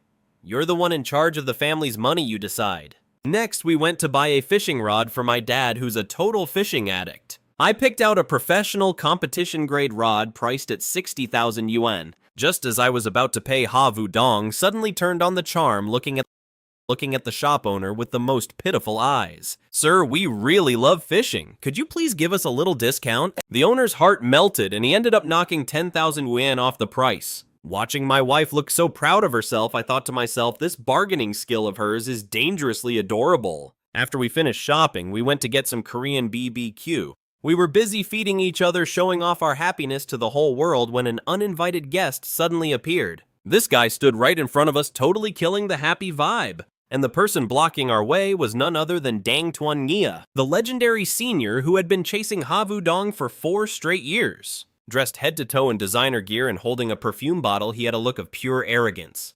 Vu-dong, I brought this gift back from abroad just for you. I don't like you, keep it for yourself. Ha Vu-dong's eyes went ice cold instantly. Dang Tuan Nia started panicking and pointed right at my nose. Look at this! I chased you for 4 years and yet you chose to marry this pretty boy. You need to wake up and get a grip. My husband is 10,000 times better than you'll ever be. Honey, let's go. Humiliated in front of everyone, Tuan Nia's shame turned to pure rage and he actually tried to sucker punch me from behind. Without even turning around, I wrung my arm and sent him flying over my shoulder. Looking down at Tuan Nia groaning on the floor, I let out a cold smirk. Trying a sneak attack, you really are a piece of trash. My wife was terrified, frantically checking me over. Honey, are you okay? Are you hurt? I'm fine. I could handle a dozen losers like him with one hand tied behind my back. That night at home, my wife went to shower but forgot to bring her pajamas. The bathroom door cracked open just a tiny bit and a soft, fair little hand reached out. Honey, can you get my pajamas? I gave a wicked grin as I handed them over, taking the chance to grab that cute little hand and not let go. Water is a precious resource, babe. How about we shower together to save some? Her face turned beet red as she yanked her hand back and bam, slammed the door shut. Go take your own shower. While I was still in the middle of my shower, I realized my towel had vanished. Babe, where did my towel go? Outside, it was dead silent. Early the next morning, I drove Ha Vu Dong straight back to my old hometown in Van Hai City. Standing at the front door, I was so nervous my palms were soaking wet with sweat. The door opened, and my mom, Truong Thuk Lan, completely ignored me to grab Ha Vu Dong's hands. Oh, my dear daughter-in-law, you're finally home. She was beaming like a sunflower. Meanwhile, I was stuck playing the role of the personal luggage carrier. Ha Vu Dong pulled out a 100,000 yuan jade bracelet. Mom, this is a little something we got for you. Oh, you shouldn't have spent so much money. My mom said not to waste money, but she slipped it on her wrist in a heartbeat, grinning so wide she couldn't even close her mouth. As soon as we got to the living room, she brought up the subject of kids. Ha Vu Dong lowered her head shyly. Actually, Mom, the doctor said I'm pregnant with twins. My mom shot up from the sofa like she had a spring under her seat. What twins? The words twin pregnancy were written clear as day on the medical report. My mom's hands were shaking with emotion as she held her daughter-in-law's hand and mumbled, "Twins are so good, twins are just wonderful." Just then, my dad, Ko Tran Quok, came home from work looking exhausted.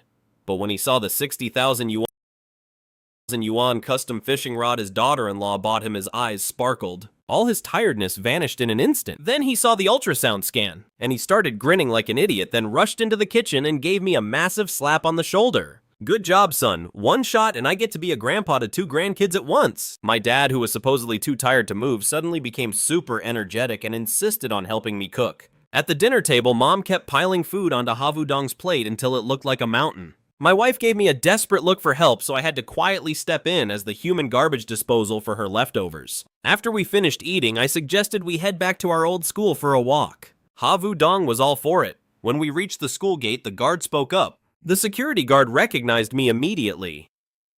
Oh, isn't that little Bok bringing your wife back for a visit? Yes, sir. He opened the gate with a big laugh, holding a bowl of rice piled high like a mountain. Hey, little Bai, you're quite the celebrity at our school, Ha Vu Dong asked curiously. A celebrity, babe? Were you really that famous back then? I gave her a mysterious smile.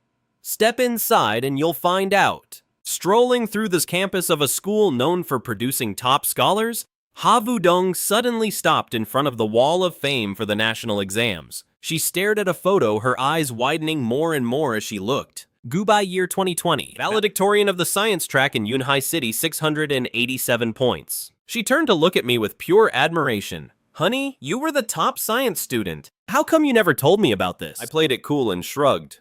Your husband just likes to keep a low profile. I tried to reach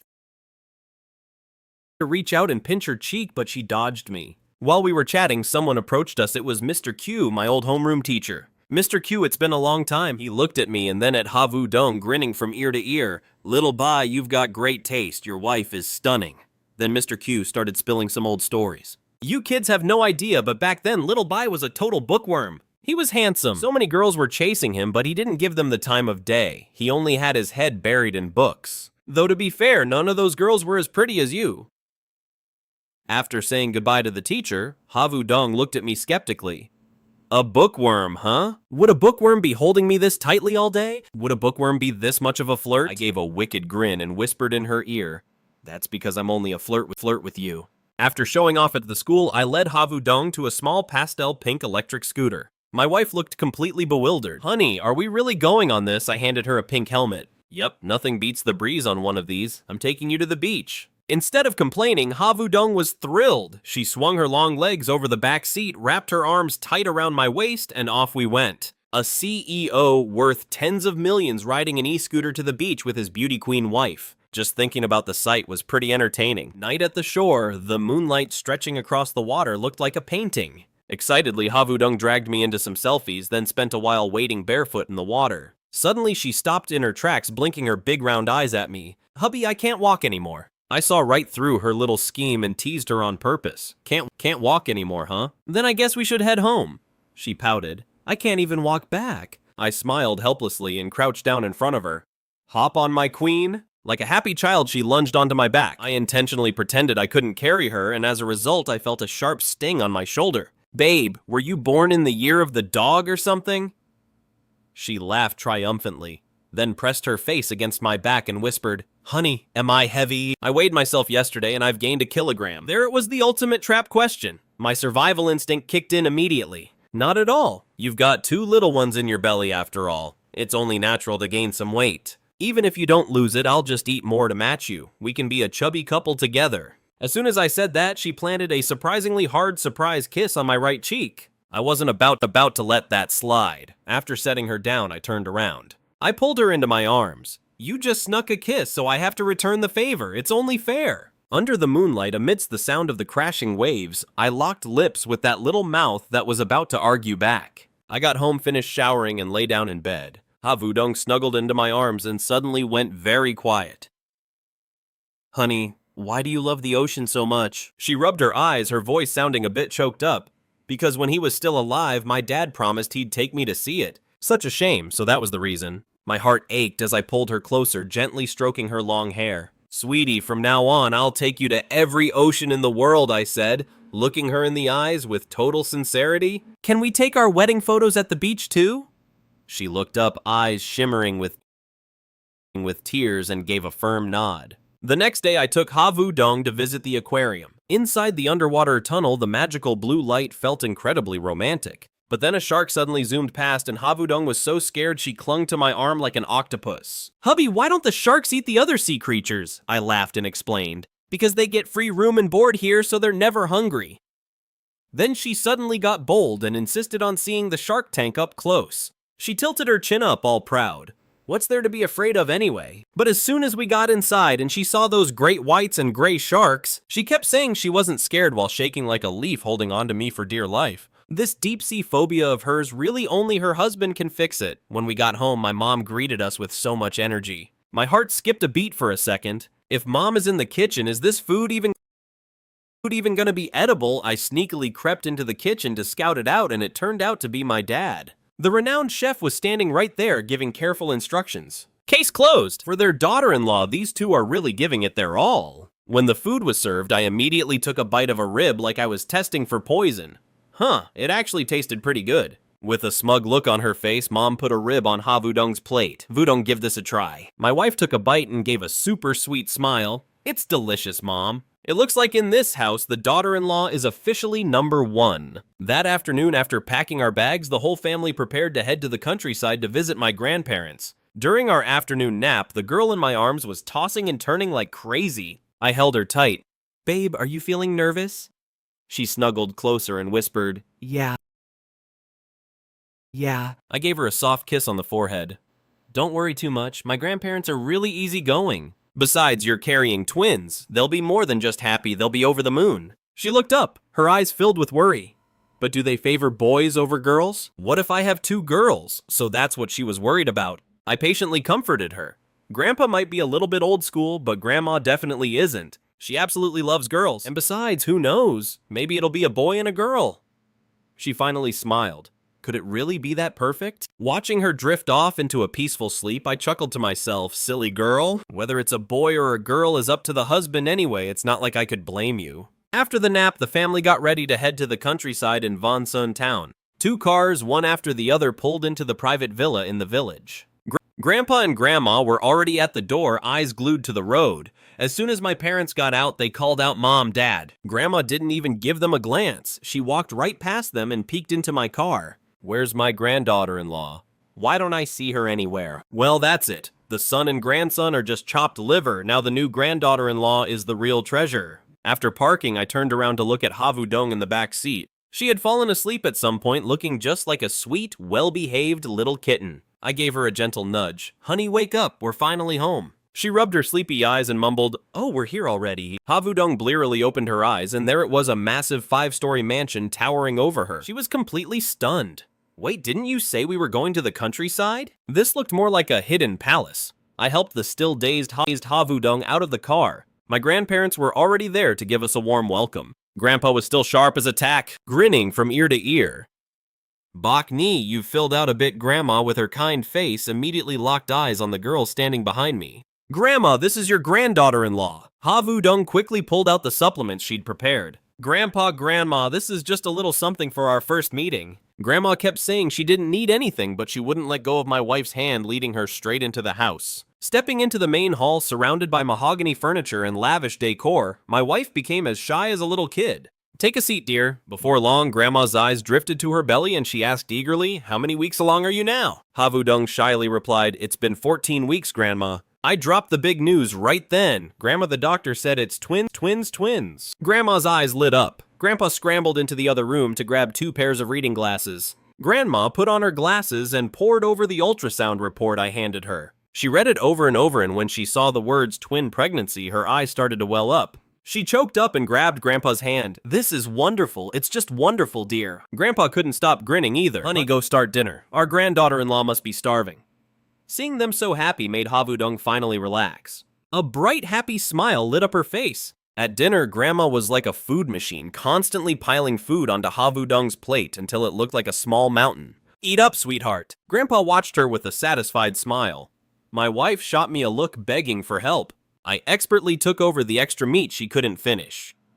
Here, let me take care of that for you, babe. Watching this, it felt just like when my mom was stuffing her with food before. I guess I really am at the bottom of the food chain in this house. That night, as we lay in the big comfy bed, Havudong was still in shock. Honey, I never imagined your hometown would be this fancy. I pulled her close. Grandpa used to be in business, so he managed to save up a decent bit. She started asking about the rest of the family. I told her that my aunts and uncles live elsewhere and only visit for the new year. That night, in the quiet of the mountains, we both slept like babies. The next morning, I took my wife for a stroll around town and bumped into a neighbor. Auntie Ngo saw how shy Havudong was and immediately started chatting her up. Oh, sweetie, you have no idea what little Bok was like when he was a kid. My heart sank and I quickly cut her off. Wait, Auntie Ngo, please don't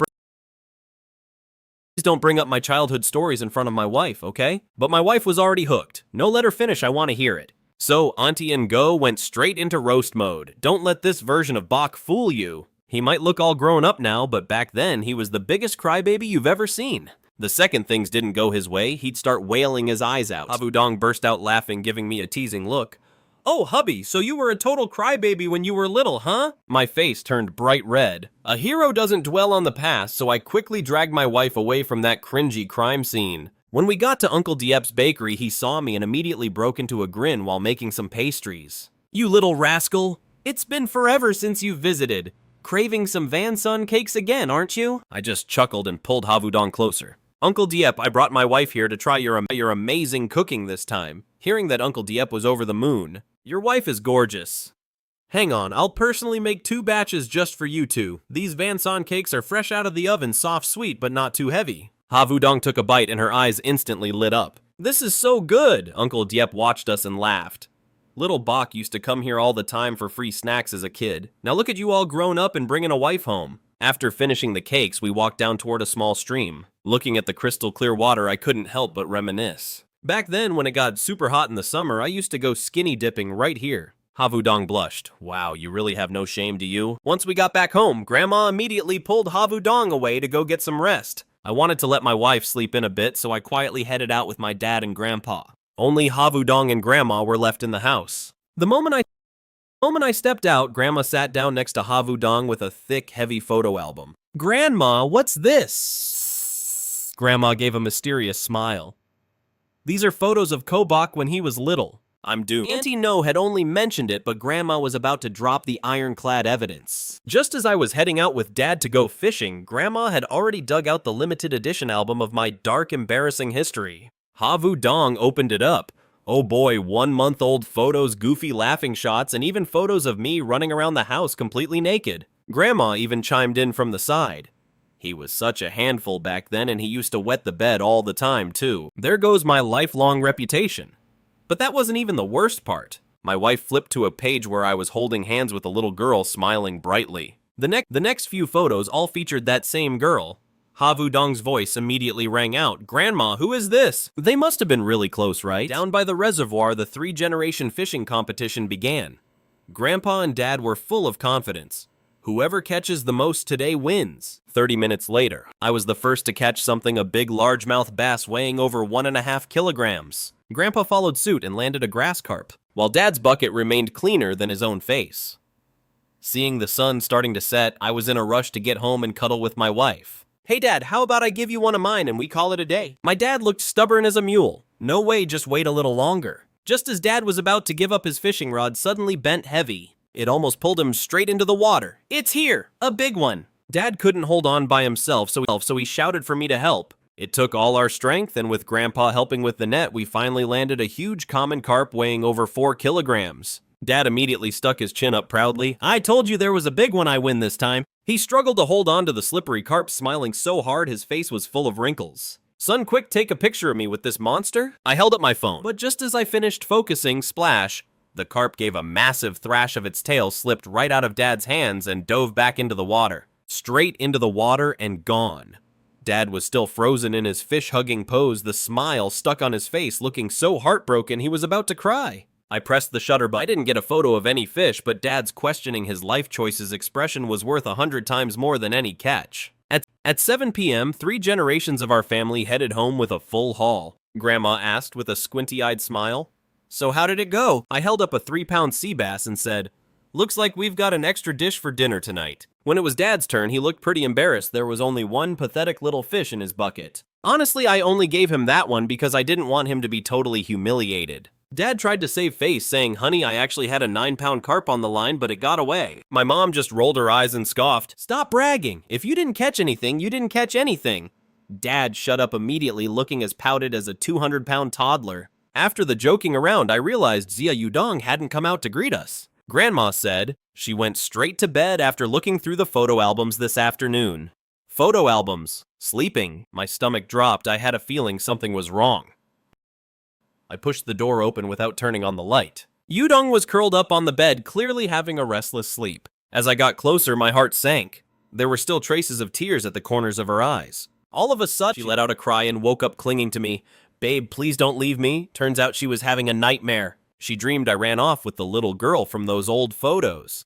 Seeing her eyes all red and puffy from crying broke my heart, so I quickly pulled her close to comfort her. "You silly girl, I'm right here. I'm not going anywhere." Seeing her looking so fragile and teary-eyed, I knew I couldn't let her stay like this. Otherwise, the whole family would think I was picking on her and they would probably skin me alive. "Sweetie, you just relax right here. I'm gonna go cook up that sea bass you love." After I headed downstairs, I braised the fish using the system's secret recipe, and the aroma filled the house. I brought it up to the room and started feeding her one spoonful at a time. Here, open wide. Seeing her eat until her eyes crinkled with a smile finally put my mind at ease. "Now that you're full, honey, I'll head down to do the dishes." While I was at it, I asked Grandma what photo album she'd shown her. Grandma pointed toward the living room. "Just some photos of you as a kid." I flipped open that book of embarrassing memories. I reached the middle page and my hand just stopped. There was a picture of me as a kid holding hands with a little girl, both of us grinning ear to ear. Mystery solved. No wonder my wife was grilling me earlier and having nightmares. She was jealous of my childhood sweetheart. To cheer up my little crybaby wife, I took her up to the rooftop. The moonlight was gorgeous. I pulled out a double beanbag chair and we snuggled up together. She gave me a playful, pouting look. I pulled out the photo that caused all the drama, pointed at the girl, and explained. That girl lived across the street from us. We grew up together. She saw me as a little brother and I saw her as a big sister. There was absolutely nothing like what you are thinking. Yudong paused for a second and mumbled softly, "I get it now." Seeing her look so relieved yet still a bit sulky, I couldn't help myself. I leaned in and kissed her. What misunderstanding? There is nothing a kiss can't fix, and if one doesn't work, try two. Right in the heat of the moment, my wife suddenly gave me a pinch. "We're at home. What if someone sees us?" I said smugly. "Don't worry, the door's locked." Just as I was about to go for it again, there was a loud pounding on the door. Shoba Yudong, you guys up there. Come down and have some watermelon. Yudong jumped, her face turning as red as a beet. Before I could even react, we had a guest in the house. A tall woman with an incredible aura rushed right up to me and gave my shoulder a hard, painful slap. Hey, you stinky brat. How's life been treating you lately? Ow, ow, ow, my mouth is literally twisting. Sis Than, please take it easy on me, sis. Yep, this is her, my childhood friend Lin Xuan Than. In the photos, she had a completely different vibe than what Yudong had imagined. Seeing her get all physical and start roughhousing with me the second we met, looking so dominant like this. Yudong, who always pictured her as a gentle and elegant lady, was just left standing there in total shock. No big deal, Than said, letting out a boisterous laugh. Haha, my bad, I guess I went a little too hard there. But the moment she saw Yudong, she went from a total tomboy to a massive fangirl. Whoa, my sister-in-law is absolutely gorgeous. Then she whipped out a thick red envelope and stuffed it right into my wife's hands. I reached out to grab my share, but she shut me down without even trying. The ladies run the finances now, kid. Your share, I already gave it all to Yudong. And just like that, my status in this family hit rock bottom. After chatting for a bit, Than's true colors came out. Hey, little brother, go fix us some food. Your sister is starving. Well, what can I do? I'm the designated family chef after all. 40 minutes later, the table was packed. Than was eating like there was no tomorrow, totally ignoring her image. This is legendary, seriously. It's way better than anything at a 5-star hotel. In the afternoon, we went our separate ways. My dad was determined to get his revenge for what happened before. I had no choice but to drive him out to the reservoir. He insisted on going back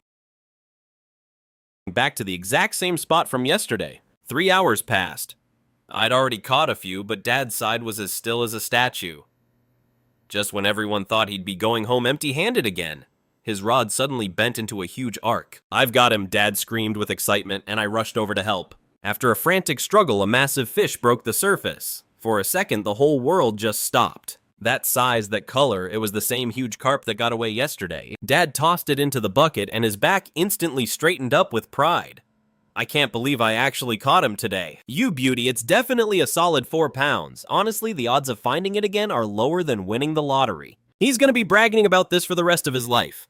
Meanwhile, my wife was over at Than's house. When two women get together, the conversation inevitably turns to, well, me. Than leaned in closer, looking all mysterious. Listen, Yudong, I've got a secret for you. Gu Bai might act like he has thick skin, but he actually has one fatal weakness. What weakness? When we got home after dark, Dad walked through the door, grinning from ear to ear. He dashed over and pulled Mom into a huge hug. Honey, I caught that fish from yesterday. It's a whopping 8 pounds, Mom just pushed him away with a look of pure disgust. Did you forget to take your meds or something? Keep it down. The kids are right there. But then she saw the giant carp in the bucket, and even she was stunned. It's really that big. You didn't just buy this at the market, did you? I jumped in to back him up. Mom, he really caught it. That rod Yudong gave him really saved the day. Dad was so smug he was practically floating.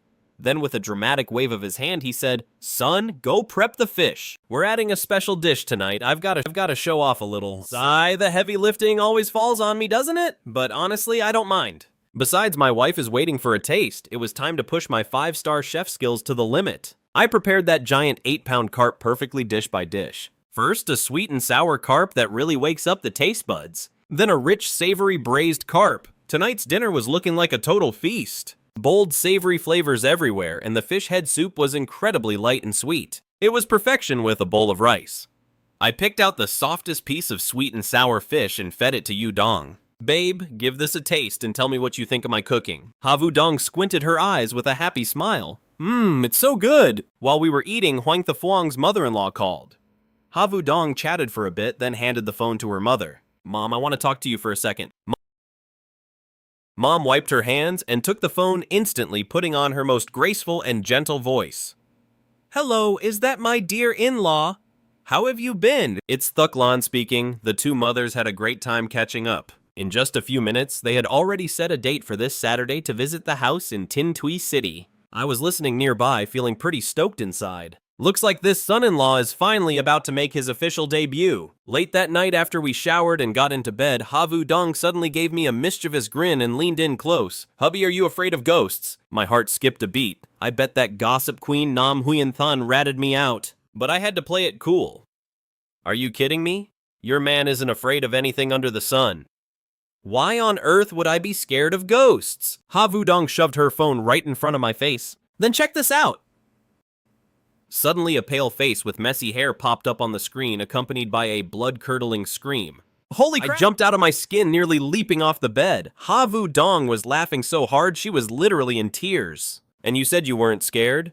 Oh, hubby, you look so adorable being such a scaredy cat just now. Watching her roll around the bed laughing, it finally clicked. I'd been played. Babe, you're starting to get a real mean streak, aren't you? Havu Dong tried to bolt, but I caught her and pulled her into a tight bear hug. I'm sorry, I'll stop laughing.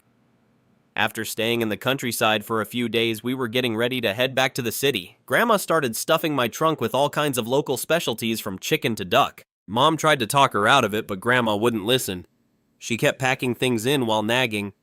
When you get back, make sure you feed my granddaughter-in-law. Well, okay? Looking at that trunk overflowing with gifts, I could really feel the love. On the highway back, Havu Dong and I were both dying to see how Dad would react to his secret surprise once we got home. As it turned out, his reaction was way beyond anything we expected. The second we hit the parking lot, Dad was already on the phone with building management, sounding furious. Hello, is this management? Someone's in my parking spot. Get a hold of the owner and tell them to move it right now. Havu Dong and I were standing nearby, trying our best not to burst out laughing. Seeing us only made Dad even more annoyed. I don't know who this jerk is, but there are plenty of empty spots. Why the hell did they have to take mine? I walked over trying to keep a straight face. Dad, do you have any idea whose car this is? You're asking if I'm mad. Who cares whose it is? I don't care if it's a luxury car, they need to move it immediately. I dropped the keys into his hand. Dad, this is the gift Vu Dong picked out for you before we left. It's a top-of-the-line G63. Dad froze. He pressed the unlock button, the lights flashed, and the door to the luxury SUV slowly swung open. 1 second he was fuming with rage, and the next he was grinning from ear to ear, hopping inside to check everything out. Wait, for real, son? Why'd you go and do something like this? Just as Dad was soaking in the glory, a security guard came running over out of breath. Who said their spot was taken? Dad, sitting in the driver's seat, gave a smile that was both awkward and polite. That would be me. The guard looked at him like he was a total idiot, especially after that sudden change in attitude. That plot twist right then and there was absolute gold. At dinner that night, Dad was still smiling from ear to ear. His anger had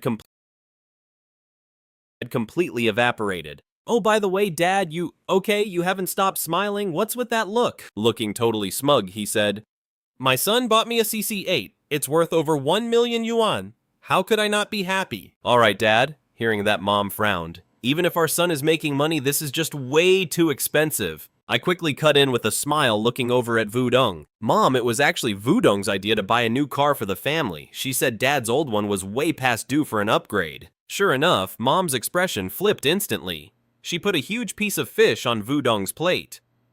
My daughter-in-law really is the most thoughtful one, she beamed. Here, eat up, sweetie. Right after dinner, Chu Tuan dragged me out for some Korean BBQ. Brother Bak, you just got here. You gotta eat some pork kidneys to, boost your stamina. His eyes were practically drilling into me. He clearly had something on his mind.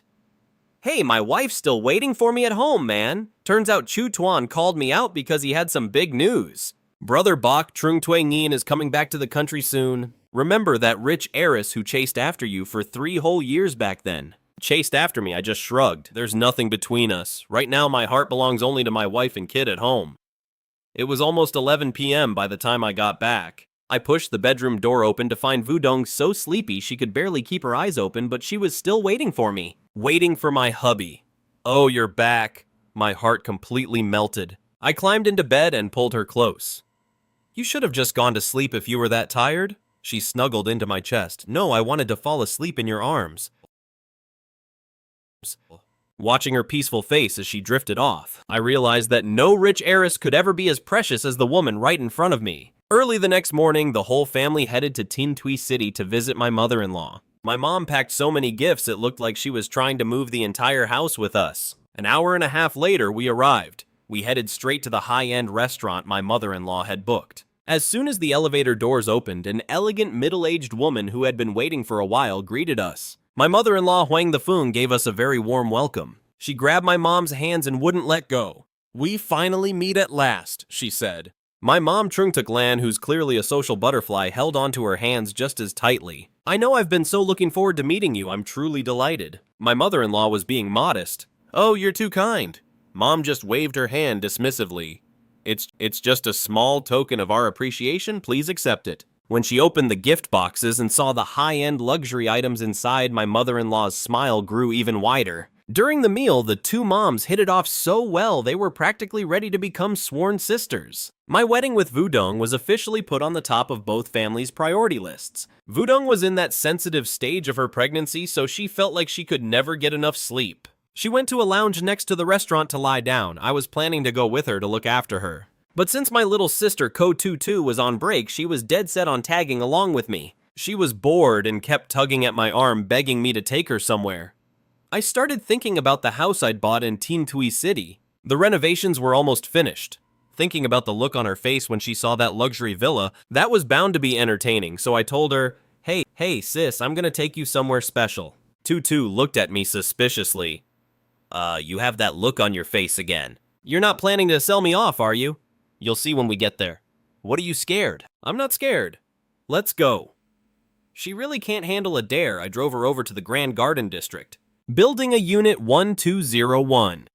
As soon as I pushed the door open, a massive, stunning landscape mural caught our eyes. The deep crimson theme, the intricately carved wooden blinds, and the incredibly expensive marble flooring. It left Tutu standing there with her jaw on the floor. Her mouth was wide enough to swallow a whole egg. She started running wild through the new house, eyes wide at all the fancy furniture. "Big brother, this place is gorgeous. Is it really yours?" she squealed with pure joy. Everything there was way beyond what she could have imagined. She was practically vibrating with excitement as she explored the luxury villa. "When did you buy this? This new place is absolutely insane." Tutu pointed at the room with the best sunlight. "I want this one." I gave her a playful smile. "All right, it's yours." After that little performance, I drove Ko-Tutu away, totally oblivious to the eyes watching us from the shadows. Tran Din Din stood there, phone in hand, watching me drive off with a young girl. A cold smirk played on her lips. "Oh my god, I can't believe he's cheating on Dong Dong already." She quickly hit send on a photo to Ha Wudong, adding a nasty little note. "Dong Dong, bad news, your husband's bringing another woman home." The photo she sent showed the backs of me and Ko-Tutu. Ha Wudong just laughed and texted back, "Din Din, you've got it wrong. That's just Kobok's younger sister." I bet at that moment Din Din's face looked like she had just swallowed a fly. Priceless. That afternoon I took my parents to see the new house. The old folks were absolutely thrilled. Dinner was a joint effort between my mom and my mother-in-law. Finally, I didn't have to touch a single pan. Thank heaven, when it was time to leave, my mother-in-law held our hands, not wanting to let go. Ha Wudong hugged her mom, acting like a spoiled little girl, promising to move back once the new house was finished. Seeing both families getting along so well, maybe this is what marriage is really all about. Back in Van High City, I'd barely hit the pillow when that system, which had been MIA for ages, finally popped back up. Congratulations on bringing the families together. A reward of 20 million yuan has been deposited into your account. Holy crap, 20 million yuan. This massive reward couldn't have come at a better time. But wait, there's more. The prize wheel updated too. Yachts, Lamborghinis, the heart of the ocean. Staring at the deep blue sapphire necklace glittering in my hand, I couldn't stop grinning. 20 million in cash plus one stunning necklace. So honey, are you ready for your new gift? The moment I lay down, the system dropped a bombshell. 20 million yuan and a necklace. The heart of the ocean worth 5 million yuan. This system's actually pretty useful. I was busy dreaming about how to spend it when ouch! My cheek suddenly stung. My wife was pouting right next to me. "What are you thinking about? You're totally ignoring me." I turned and pulled her close. "I was just thinking about our wedding photos. Want to go try on wedding dresses tomorrow?" Her eyes lit up. Yes. Early the next morning, the jewelry store called. The 5 million yuan necklace had arrived. After breakfast, I drove my wife out. "Babe, aren't we supposed to be trying on dresses?" When I pulled up to the real estate office, Van High home Ha Wudong was totally lost. I leaned in with a mischievous grin. "Let's just buy something small first." She looked at the massive billboard and was speechless. A whole house is something small. I took the chance to steal a quick kiss on her cheek. "You love the ocean, so let's get a place with a sea view." As I leaned closer again, she shyly pushed me away. I jumped out of the car and bolted. "You jerk!" Inside the office, the sales rep suggested a penthouse unit. I wasn't really feeling it though. Just as I was about to leave, I ran into a familiar face. "Bok, what are you doing here?" It was my old buddy who worked in real estate, Huang Hung Kai. He was stoked. "Buck, if you're buying a house, you gotta talk to me." "But man, the regular sea view units are all sold out here." He paused, half joking. He pointed to the scale model in the center. "Now all that's left is the Ultra VIP mansion. It's 20 million yuan, super expensive. I'm guessing you just want a quick tour, right? Lead the way. Let's see it. Hung Kai just stared at me dumbfounded. Wait, Bok, are you serious? He couldn't believe his ears. I mean, it's 20 million yuan, I just laughed it off. Hey, looking is free, right? When we got there for the walkthrough, I realized this villa was the real deal. It was incredible. 3 floors above ground, 2 basements, 300 square meters of living space, plus a 400 square meter garden. Standing on the balcony, you get a perfect view of the crashing ocean waves. Ha Vu-dong closes her eyes, soaking in the sea breeze with a look of pure bliss. It's so beautiful, baby. As long as my wife loves it, it's worth every penny. I turn to Huang Hung Kai, who is still standing there in a daze, and speak calmly. Hung Kai. I'll take this one. Huang Hung Kai's eyes nearly pop out of his head. Are you actually buying it? You're not joking, right? I pull out my bank card, swipe it. Full payment all at once. Seeing my friends questioning his entire life expression, I feel a secret surge of satisfaction. Once the house was sorted, I headed straight to Royal Jewelers to pick up a 5 million yuan necklace. Just as I parked the car, I unbuckled my seatbelt and leaned over to give her a kiss. Ha Vu-dong saw it coming, unbuckled herself, opened the door, and bolted out of the car. This girl is getting way too sharp for me now. Inside the store, I asked for the manager, Trong Hai-then. An employee went inside to inform him. Mr. Trong, there's a young man outside looking for you. Trong Hai-then was lounging with his legs crossed, sipping on some Longjing tea. He didn't even bother to look up. What does some kid want with me? I'm not interested. The employee added one more detail. He said his last name is Gu. Trong Hai-then spat out his tea and jumped up like a coiled spring. Holy crap, the money god is here. My wife and I were just about to head out. Trong Hai-then came running after us, completely out of breath. Mr. Gu, please wait. Back in the office, he respectfully presented an exquisite gift box. Mr. Gu, this is your heart of the ocean. The moment the box opened, the brilliant blue light was almost blinding. It was a top-tier blue sapphire, an incredibly rare find carved into a star shape. Encircled by a halo of tiny diamonds, it twinkled like starlight reflected in the deep ocean. Do you like it, honey? Seeing the look of shock and pure joy on Ha Vu-dong's face, I knew that spending 5 million yuan was totally worth it. I was about to put the 5 million yuan heart of the ocean necklace away when I glanced over and saw a pair of teardrop sapphire earrings in the display case. Manager Truong, what's the name of this pair? Truong Hai-then's eyes lit up. You have an incredible eye, Mr. Gu. This is our latest pride and joy, the ocean's charm. It hasn't even officially gone on sale yet. The estimated price is 3 million yuan. Not on sale yet. You just mean the price isn't high enough yet, right? I cut him off immediately. I'll add another 500,000 yuan. Are you selling or not? Trong Hai-then froze for a second, seemingly doing the math. Ha Vu-dong was thrilled, clutching my hand tightly, and whispered playfully, Hubby, you really don't need to buy all this. I turned and smiled at her. Just listen to me. Seeing the situation, Trong Hai-then was terrified my wife would ruin the deal, so he yelled out, Sold! It's a deal right now, in less than a minute. The earrings worth 3,500,000 yuan were packed and ready to go. On the way home, Ha Vu-dong sat in the passenger seat, clutching the bag with both hands, her whole body tense. She looked as alert as a startled little deer. Well, it made sense, a 5 million yuan necklace plus 3.5 million yuan earrings. This bag was worth 8,500,000 yuan. She mumbled, Hubby, this bag is worth more than I am. Even if you sold me, I couldn't pay you back. I couldn't help but laugh at her. You silly girl, you're a priceless treasure. Just relax. Eat well and sleep tight, Vu-dong. Snuggled in my arms, she checked the account balance. Hubby, how much money do we have left? I stroked her hair. Honey, we only have 5 million yuan left. This girl was so worried about the money she was practically heartbroken, starting to mumble to herself. I really shouldn't have let you buy more, especially those 3 million yuan earrings. She kept saying we had to save for the family. I pinched her little cheek and explained, that jewelry collection hasn't even hit the market yet. My wife deserves to be one of a kind. When you wear them for our wedding photos, you'll definitely be the most beautiful bride in the world. She was so moved she started to cry, wrapping her arms around my neck like a spoiled child. Hubby, you're going to ruin me! I leaned down and kissed her on the lips. So what if you're spoiled? I guess I'll just have to keep pampering you then. That evening, while the whole family was eating dinner, I suddenly put my chopsticks down to make a huge announcement. Mom, Dad, we're moving tomorrow. Suddenly, the room went dead silent. Except for Ha Vu-dong, who already knew both my mom and dad were stunned. My mom, Truong Tuk-lan, frowned deeply, her chopsticks froze in midair as she looked at me in horror. in horror. Moving. Judging by her expression, she probably thought my investments failed and I had to mortgage the house, leaving us all to sleep under a bridge. The atmosphere suddenly turned heavy and quiet. Mom rushed back to her room and shoved a bank card into my hand, her eyes already turning red. Son, did your investments fail? If you're out of money, just tell me. I still have a little bit left right here. I held the card in my hand, not knowing whether to laugh or cry. Mom's imagination really is something else. Mom Wudong quickly explained, Mom, you've got it all wrong. We're moving to a new house for a better environment. Mom looked dazed. A better one. Isn't our home good enough? I smiled mysteriously. You'll all find out tomorrow. The next day, 2 cars drove grandly into the Vanhai Chi area. I drove straight into the villa section deep inside. Mom panicked from the back. Son, you're going the wrong way. That's the villa area over there. The car pulled up in front of a massive beachfront mansion. As soon as they got out of the car, Mom and Dad were frozen in shock. Inside was a living room with 7-meter-high ceilings. An entire wall was made of floor-to-ceiling glass, capturing a stunning view of the ocean. The kitchen was a perfect blend of east and west. It was so peaceful, feeling overwhelmed. Mom was so shocked she was speechless.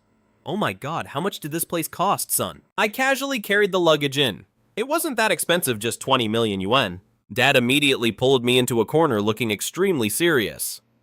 Son, tell me the truth. Where did this money come from? To keep him from worrying, I had to use the Kim Loan Technology Company as a shield. Dad, I started a company in Vanhai. My monthly commissions are over $1 million. Dad's face lit up instantly and he gave me a hard pat on the back. I knew my son was a genius. Who's doubting me now after we finished settling in Havudong and I went to buy steaks and pasta, planning to show off some Western cooking tonight? As soon as we walked in, I shouted, "We're back!" But the result was total silence in the house. It was so awkward, we just got back and no one was in sight. After looking around, I found Dad totally absorbed in a new tea set. Mom was busy trying to figure out the gadgets in the kitchen. As dinner time approached, Mom looked at the Western ingredients in the fridge, looking a bit puzzled. How do you even cook this Western stuff? She planned to find me for some help, but the living room was empty. This is the real struggle of living in a 20 million yuan mansion. Trying to find someone is like playing hide and seek. The house is just way too big. Mom muttered to herself while searching through the rooms. This is the struggle of a 20 million yuan mansion. Trying to find people feels like a game of hide and seek. Mom ran up and down the house before finally catching us in the basement gaming room. Havudong and I were intensely focused on our controllers. She was grinning from ear to ear like a little kid. Mom walks up. Son, quit playing around and focus up. Go cook dinner right now. I'm starving and so are Wudong and the little ones. Put that controller down this instant. I set the controller down and turn around with a look of pure panic. The moment she sees Havudong, my mom's face softens instantly. Wudong dear, it's alright, you just keep on playing. I'll have someone call you when the food is ready. I'm standing there completely stunned. Mom, talk about double standards. At least wait until I've left the room before you say that. With Mom's orders given, this chef is officially stepping into the ring. Seared French beef. Pan-seared cod and pasta. My 5-star cooking skills are in full swing as the whole family gathers around the massive dining table. Seeing this exquisite Western feast, everyone is speechless. Wudong takes a bite of the beef Wellington, her eyes lighting up instantly. Hubby, you are seriously amazing. This is 10,000 times better than any restaurant. After the meal, I take Havudong out to the 3rd-floor balcony to enjoy the sea breeze. Havudong snuggles into my arms, looking forward to our wedding shoot tomorrow. I give a mischievous grin. Wifey want to do a little rehearsal tonight. She blinks her big eyes and asks, a rehearsal? I bought every single wedding dress you tried on that day. They're all in the closet right now. This right here is the joy of being rich. Only kids have to choose. If my wife likes it, I'm taking it all, even though Havudong starts lecturing me, calling me wasteful. Her body tells a different story. She gives me a huge loud kiss, then turns and runs back to the room. Changing into a wedding dress is a massive undertaking. I sit by the bed scrolling through my phone while listening to the gentle sound of the waves. Time ticks by slowly until finally the sound of light footsteps approaches. I look up casually and the next second my phone slips from my hand and hits the floor. In that moment, it's like I'm looking at an angel. Havudong is wearing a pure white wedding dress, standing gracefully in the night, but that's not even the best part. The heart of the ocean necklace around her neck and the ocean's attraction earrings on her ears glow under the dim lights, radiating a deep, brilliant blue. I just stare at her, my throat tight. I can't find the words. It turns out this is the woman that I Gubai must protect for the rest of my life. On the balcony, the sea breeze blows softly. Havu Dong in her magnificent wedding gown, wearing jewelry worth 8,500,000 yuan looks like a dream. She suddenly asks me, "Hubby, do you know why I've liked you since freshman year?" I brush back my hair and reply, "It's definitely because I'm just too handsome." She rolls her eyes at me and begins to tell a story about a dark alleyway. Back in freshman year, there was a girl being harassed by a group of thugs. A guy wearing a mask stepped in to save her, helping her escape the danger. I'm stunned as I listen. "That girl was you." Havu Dong nods shyly. "I was so scared back then. Luckily you were there. Since that day I've been quietly following you." I'm truly shaken. 4 years ago, the girl I saved by pure chance has now become my wife. This crazy twist of fate. I pull her into a tight hug. "I'm sorry for making you wait so long." The next day is a beautiful sunny day. There's no need to go to crowded tourist spots. My 20 million yuan oceanfront villa is the perfect backdrop. The photography team arrives to provide full service right on site. Walking along the beach, spinning around in the ocean waves. Every single frame is as beautiful as a painting. Every second is overflowing with sweetness. Looking at her happy face and profile under the sunset, I feel like those hundreds of thousands of yuan for this photo shoot were totally worth it, even if I'm exhausted after shooting all day. In the evening, we went down to the luxury home theater in the basement to relax. "Hubby, let's watch a horror movie." I suddenly felt a chill down my spine. This girl is definitely doing this on purpose. She knows perfectly well that I'm terrified of ghosts. After a heated family debate, we both compromised and picked a disaster movie instead. We hadn't even finished the apocalypse when this little girl got so tired that she drifted off to sleep in my arms. Looking at her peaceful sleeping face, I gently carried her back to the master bedroom. Just as I tucked my wife into bed, the system better late than never finally arrived. "Congratulations on completing the wedding photo shoot. Reward 3 million yuan in cash." The system really knows how to read the room. Seeing that my family was short on cash, it topped me up immediately. But what I didn't expect was that the biggest reward was still to come. "Congratulations, host, you have received the futuristic Lovers Tech watches." I checked out the watch's functions, and man, it's the real deal. It doesn't just monitor health and warn of danger, but the most badass part is that it automatically activates a protection mechanism once a day, which is basically like carrying an invisible shield around with you. If my wife ever runs into trouble later, this thing could literally save her life. Without any hesitation, I placed the pink diamond-encrusted women's watch on the bedside table. Early the next morning, Havu Dong woke up and stared blankly at the high-tech metal box. "Hubby, is this yours? It looks really expensive, babe." Seeing her look so careful, afraid she might break it, my heart just melted. "You silly girl, this was made just for you." When the box opened, the two watches shimmered under the sunlight. I put the delicate, petite pink diamond watch on her wrist. It perfectly matched her elegant vibe. As for me, I put on the black diamond version. It looked incredibly cool and powerful. From now on, this is our love signal and also my way of keeping her safe. In the afternoon, Mom caught me and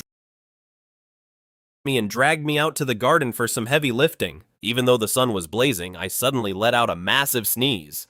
At that exact moment, Havu Dong was taking a nap when she was startled awake by my phone ringing on the nightstand. She groggily answered the call. A woman's voice came from the other end. "I'm Chuang Tuan Gian Kobok's high school classmate. I assume you're his new wife. There's a high school reunion tonight and we'd like to invite Kobok. Could you please pass the message along for me?" And then she just hung up. Havu Dong's radar went off immediately. Why call him personally instead of announcing a reunion in the group chat? Plus, there was that subtle hint of hostility. A woman's intuition is never wrong.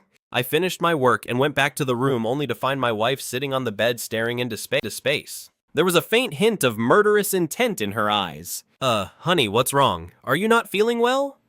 She looked up and stared me down, dropping a lethal question. "Hubby, who exactly is Trung Tuang Ian?" Before I left for the reunion, my wife insisted on fixing my outfit herself. I looked at myself in the mirror, feeling pretty sharp. I look good in anything.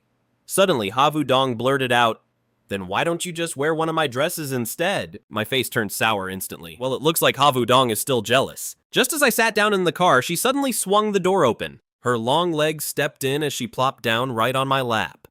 Before I could say a word, she wrapped her arms around my neck and gave me a deep, passionate kiss. 1 minute later, she got out of the car, looking satisfied, but didn't forget to warn me. "Come home early."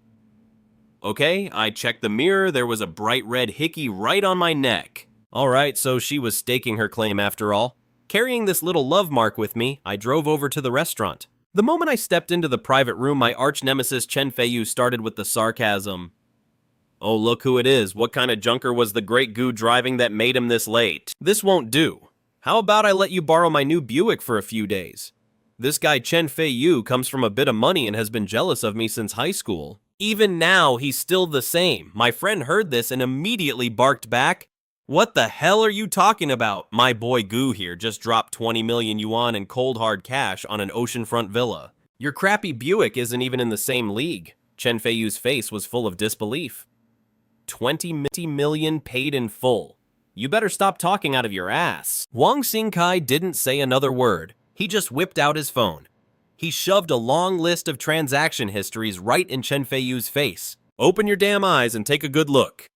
The entire room went dead silent for a second, then immediately erupted like a powder keg. Oh my god, for real, 20 million yuan, Boss Goo man, you've really been keeping it on the down low. Chen Fei Yu's face turned pale as his eyes landed on my black diamond watch. It was a limited edition piece I got as a reward from the system. At that point, he was completely speechless in the face of the cold, hard truth.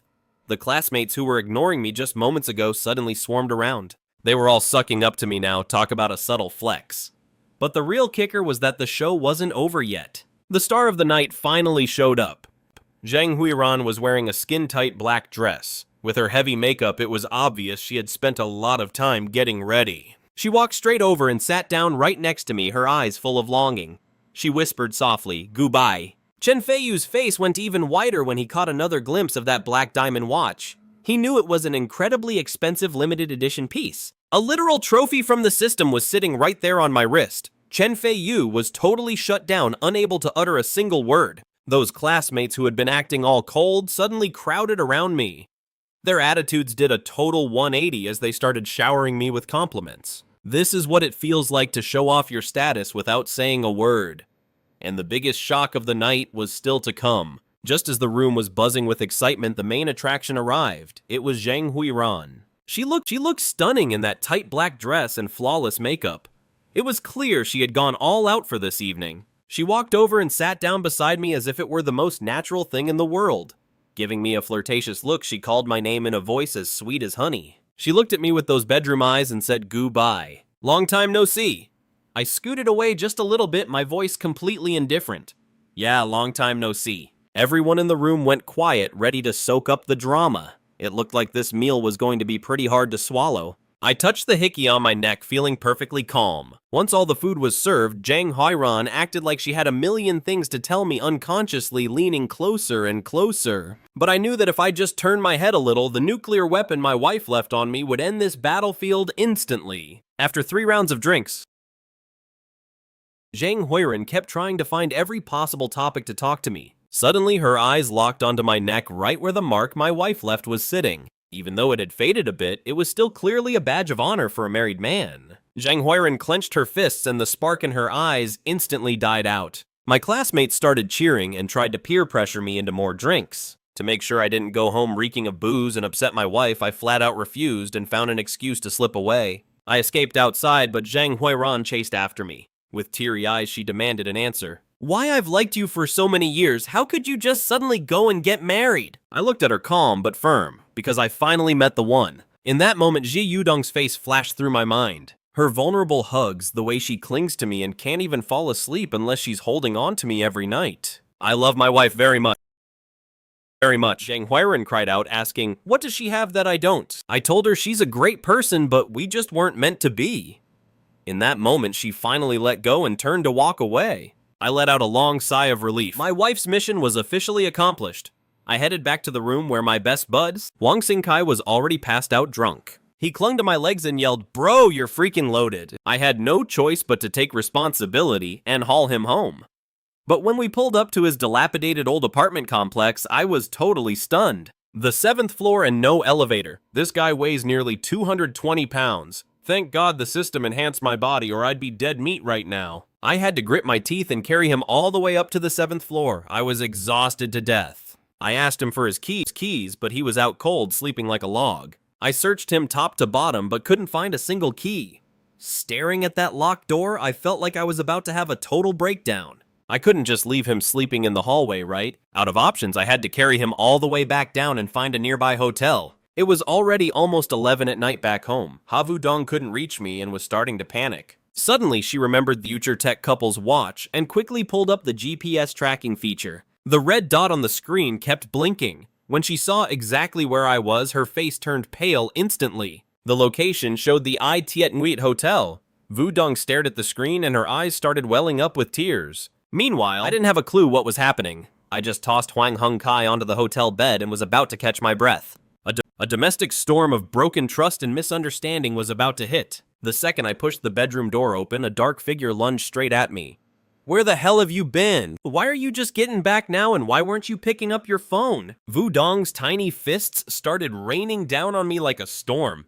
I just took it while pulling out my dead black-screened phone. Honey, I'm innocent, I swear. My phone really died. Look, seeing her looking all disheveled and upset, I quickly scooped her up and carried her to the bed. Give me 10 minutes to shower and make it up to you. 10 minutes later, I hopped into bed feeling fresh and clean. Wudong thought to herself, are guys always that fast in the shower? Did he even scrub himself at all? Whatever, I'm still pouting. I'm still mad at you, so don't think calling me baby is gonna work. Then what should I call you to make it better? Hearing her sassy tone, I reached out and pulled her tight into my arms. I confessed honestly, babe, I'm sorry, I messed up.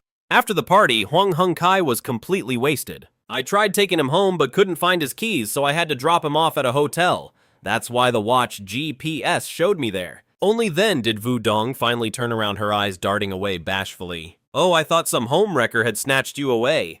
Were you worried about Truong Tuenyen? Relax, I made things very clear with her. I only have eyes for my wife. I gave her cheek a playful squeeze, but she was still being stubborn, saying she was still a little mad. There's nothing a deep kiss can't fix, and if there is, you just gotta kiss a little longer. Early the next morning, as I was heading out, Wudong called out to me. Hubby, I have a few packages coming. Can you pick them up for me? Sure thing, no big deal. I figured it was just a couple of things I could carry with one hand. When I got to the delivery lockers at the villa gate, I finished punching in my own pickup codes. Just as I was about to check my wife's phone, it started vibrating like crazy. Pickup codes started popping up like spam. 125, they just kept coming. There were over a dozen of them. I just stood there staring at the screen full of numbers in total shock. Babe, you call this a few packages? You basically bought out the entire mall. That afternoon, our wedding album arrived. Mom sat right in the middle with her daughter-in-law on her left and her son on her right. The three of us huddled our heads together. Oh, this one's beautiful. This one is absolutely stunning. My dad Gu Jengo was pacing anxiously behind the sofa, tiptoeing and peeking from every angle, but he couldn't catch a glimpse of anything. Son, let your old man see too, he pleaded. I didn't even bother looking up. Dad, I sent them to the group chat already. Just look at the digital version. He froze for a second, then sat down across from me and pulled out his phone. Well, there goes his status as the head of the household. Wudong and I posted to social media at the same time, sharing a set of 9 stunning photos from the beach. My caption read, memories of the ocean, traces of love. Hers said, with you by my side, a new harbor. Instantly, the comment section blew up. This is great. My bros were shouting, classic brother Bach, only you know how to flex a relationship like this. Her girlfriends were screaming, so gorgeous, you guys better be happy forever. After dinner, we took to stroll past the food street. Suddenly, Wudong stopped in her tracks, her eyes lighting up as she pointed at the street stalls. Hubby, I want to eat that. I was about to use hygiene as an excuse to say no, but she immediately went into cute mode, holding up one finger. Just a little taste of the local flavor, I'll only have one bite. Please, babe, how could I possibly resist that? I had to give in. And just like that, the vibe shifted completely. Grilled lamb, fried buns, grilled squid, octopus balls. Wudong really did only take one bite of each, the rest she shoved all of it onto me. By the time she had tasted her way through the whole street, I was so full I felt like I was going to throw up. When we got to one stall, she screamed with excitement, "Sir, give us 2 orders of stinky tofu." I was fast though. I reached out and covered her mouth instantly. Absolutely no stinky tofu, no way. I mean it, fermented food isn't good for the baby. This is where I draw the line. Seeing her looking all pitiful, I decided to buy a stick of candied hawthorn to cheer her up. Hey babe, want some tang hulu? She turned her head away pretentiously. Nope, I'm still holding a grudge. We held hands and goofed around on the way home, completely lost in our own little world. We didn't notice a pair of eyes watching us intensely from the shadows not far away. Truong Tuenyen stood there watching our sweet retreat with a deeply conflicted expression. Only now did she realize that I hadn't been lying to her. The difference between being loved and not being loved is really that vast. The day to head back to Van Hai finally arrived. After lunch, my mom started her typical overpacking farewell ritual. No matter how much I tried to stop her, it was like she couldn't hear me. She kept stuffing bag after bag of local specialties into the car before we finally said our emotional goodbyes. Watching their figures wave in the rearview mirror, my heart felt heavy. This is family, the strongest support system you'll ever have. Just as the car was approaching Van High City, the black diamond watch on my wrist suddenly vibrated, flashing a piercing red warning. A super typhoon is expected to hit Van High City within the next 4 days. My wife and I looked at each other in confusion. Outside, the sun was blazing, and there wasn't a cloud in the sky. Is this watch broken or something? But because I trusted the system as soon as we got home, I dropped off the luggage and decided to head right back out to stock up on essentials. Ha Vu Dong looked at the clear blue sky outside and asked, "A storm right after we get back, is the forecast wrong?" I gave her a soft kiss on the forehead. "Don't worry, I've got this." Little did I know, shortly after I left the house, the world completely changed color. Ha Vu Dong, who was busy cleaning, looked up and turned pale with pure terror. The sky looked like it had been ripped in half. To the left, it was still golden sunshine, but to the right, pitch black clouds were swarming the sky. In an instant, the gale hit. The wind roared and the rain began to pour down in sheets. This wasn't just a normal typhoon. It looked like the end of the world. I had just finished shopping at the supermarket when the warning on my watch upgraded yet again. Emergency alert. The storm is intensifying. Landfall in 20 minutes. Evacuate immediately. I threw my things into the trunk and slammed the gas, racing through the pouring rain like a madman. At the same time, back at home, Ha Vu Dong was hiding behind the door, her whole body shaking. She's always been terrified of thunder, but she was even more afraid that I wouldn't make it back in time. She stared at the tracker on her pink diamond watch, watching the red dot slowly creep closer. 5 minutes, 10 minutes, 15 minutes. The wind slammed the windows against the wall with a series of loud bangs. The GPS showed I was right downstairs, but there was still no sound of the door opening. 20 minutes passed and the storm was in full swing. Vu Dong couldn't take it anymore and was about to head out to find me. Right then the door swung open. I was soaked to the bone hair, a mess, but I was still clutching those essential supplies tight. Seeing her, I forced a smile and said, "Honey, I'm home." The next second, she burst into tears and lunged into my arms like a frightened child. "Hubby, please never leave me," she cried, gripping my hand. I replied firmly, "Never. I promise." In that moment, the raging storm outside didn't matter to us at all. Once the storm passed, life returned to normal. The next morning, the sky was clear. After making breakfast, I kissed my sleepy little lazy bones awake. I got ready for work, headed down to the garage, and woke up my Maybach S680 that had been sitting idle for way too long. The engine let out a deep, powerful purr. The full-time house husband who spent all day doting on his wife was officially offline for a bit. Chairman Gu of Kim Loan Group was now in the building, speeding down the road. Arriving at the main gate of Kim Loan Group, I rolled down the window. I was ready to scan my face for entry, but the security guard looked at me with a stone-cold face. He blocked my Maybach, which was worth millions of dollars. He gave a quick salute and asked a question that hit me right in the soul. "Hold it right there, young man. Who are you? Who are you looking for?" My hands gripped the wheel and my smile froze. It really has been too long since I've been to the office. Even my own security doesn't know me. This boss just smiled and said, "I'm the chairman." The guard gave me a look like, "Are you kidding me right now? I really am the chairman." That is until the head of security came running over, his face pale with fear. "This is Chairman Gu. Open the gate now." The captain was about to chew out the guard, but I waved him off. "It's fine. Strict security is a good thing. He's very dedicated. Now open up." I gave a smug grin. "No, actually, I have to show some class here. This is the poise a real boss should have." Once in the office, my secretary Chu Tu Nuit arrived a bit late. She was so scared she didn't even dare eat breakfast. "I'm so sorry I'm late, Chairman Gu. Would you like some tea?" "It's all right, go eat breakfast first," I said. Then I asked about the storm. "How's the situation? I heard some employees' families were hit hard, and some were even injured." I made a decision on the spot. Every affected employee gets $10,000 in aid. The company will cover all medical bills for the injured. Tu Nuit's eyes lit up and she was instantly pumped. General Manager Lou Van Duke came in to report. The company had been making a killing lately. Old Lou started buttering me up immediately. "It's all thanks to your brilliant strategy, Chairman Gu. In my head, I thought actually I was just at home taking care of my wife. But since we've made money, it's time to share it. I told Manager Lou to give the entire staff a raise. 10% more for everyone. Mid-level management and above get an extra 5% commission." Lou Van Duke was so moved he almost dropped to his knees.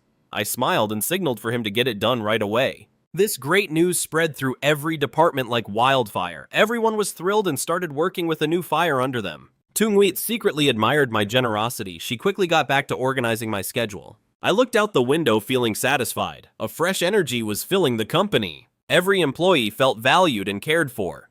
All the post-storm struggles were being handled smoothly. Some bosses are only good at making empty promises, but I give out cold, hard cash. While others just talk, I put the money in their hands immediately. After finishing up the main business, I headed over to the R&D department. Just as I reached the meeting room, I heard my old friend Trung Troc Thin giving a fired-up speech. No days off on Saturday and Sunday isn't guaranteed either. Give it your all, everyone. Let's get it. Man, is this even the same gamer addict roommate I used to know? Already picked up those capitalist habits, huh? Quietly pushing the door open, he stood right behind Zhang Zisheng. The employees sitting opposite him all had their eyes popped out, looking as terrified as if they'd seen a ghost. Zisheng was still confused. This was just temporary, so why was everyone staring at him like that? He turned around suspiciously, only to lock eyes with the CEO's half-smirking face. President Gu. In the R&D department meeting room, the air suddenly froze. Zisheng had been pumping up the staff, promising that Saturday was definitely not a day off. The moment he turned around, he caught that mocking smile.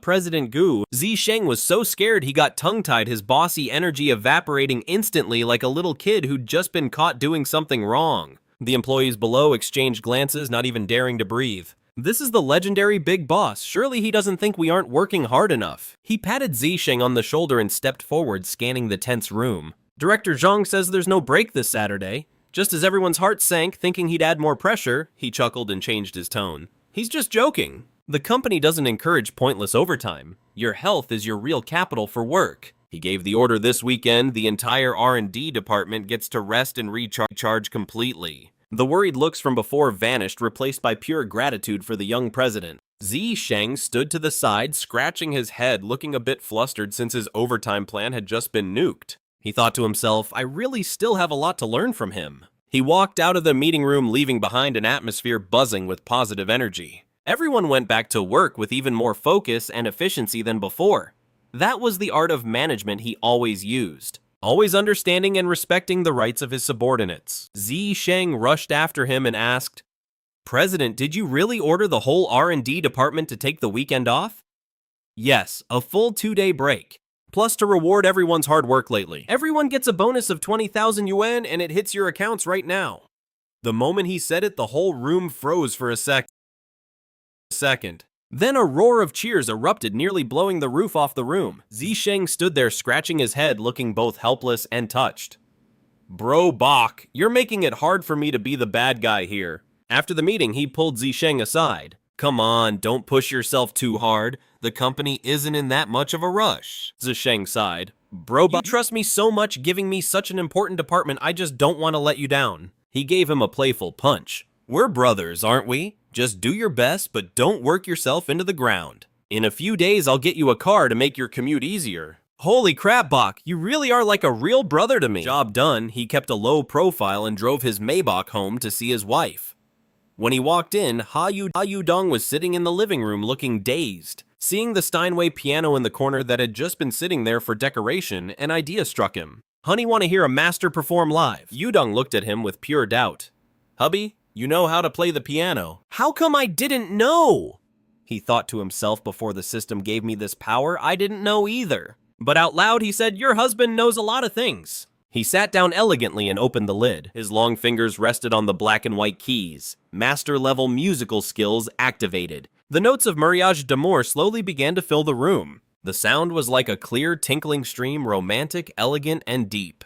Every note felt like a confession of love. Yudong was stunned. She never expected her husband, who usually spent his time in the kitchen, to radiate such a brilliant artistic aura.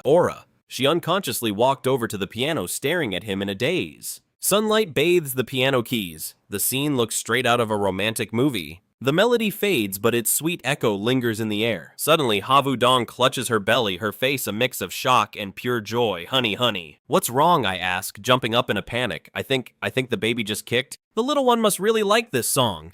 I lean down, pressing my ear to her belly with a beaming, happy smile. Looks like I'm already training a future world-class composer. And just like that, time flies like an arrow, and in the blink of an eye, 3 months have passed.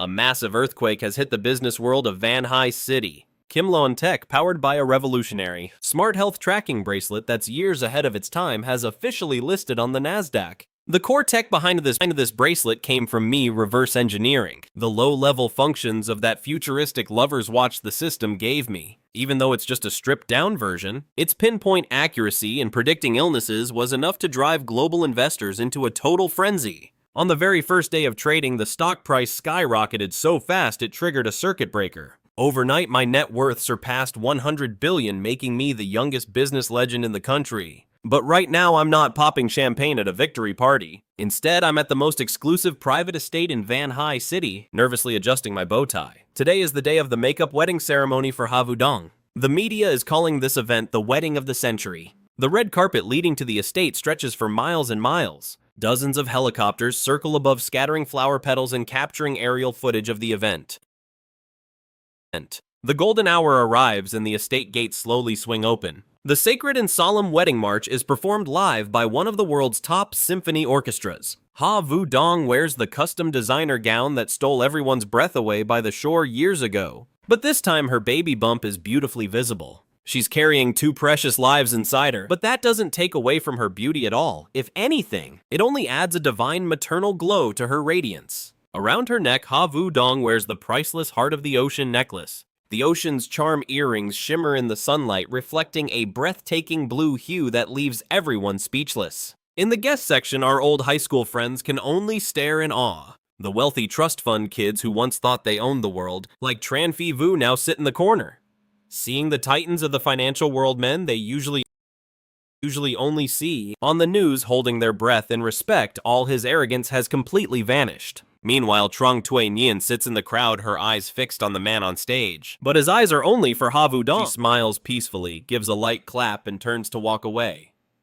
Honey, you look stunning today. Havudong's eyes well up with tears.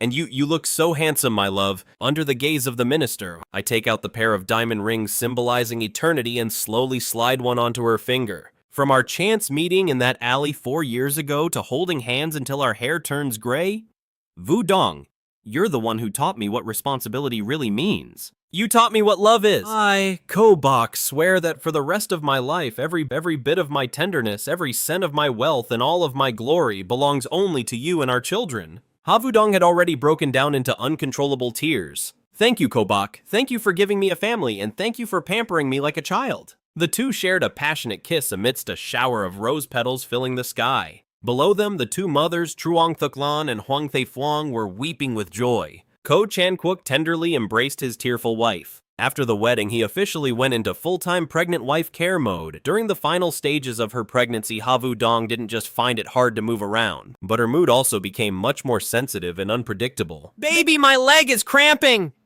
At 2 in the morning, Havudong woke up with a whimpering voice. He practically bolted upright like a coiled spring, expertly lifting her calf and gently massaging it until her furrowed brows finally relaxed. Honey, have I become really ugly? My belly has stretch marks and my legs are swollen like radishes. Havudong looked at herself in the mirror with a face full of self-pity. He wrapped his arms around her from behind, placed a gentle kiss on her belly, and spoke. Don't say that. These are medals, the most beautiful marks in this world. In my heart, you'll always be that little girl from the alley years ago, the one who made my heart skip a beat. The days passed by with him tending to her every single need. Finally, on a night of heavy rain and thunder, a fast asleep Havudong suddenly grabbed Kobok's arm. Her nails dug deep into his skin. Honey, my stomach hurts so much. Kobok was wide awake in an instant. The futuristic tech watch on his wrist simultaneously flashed a red emergency warning.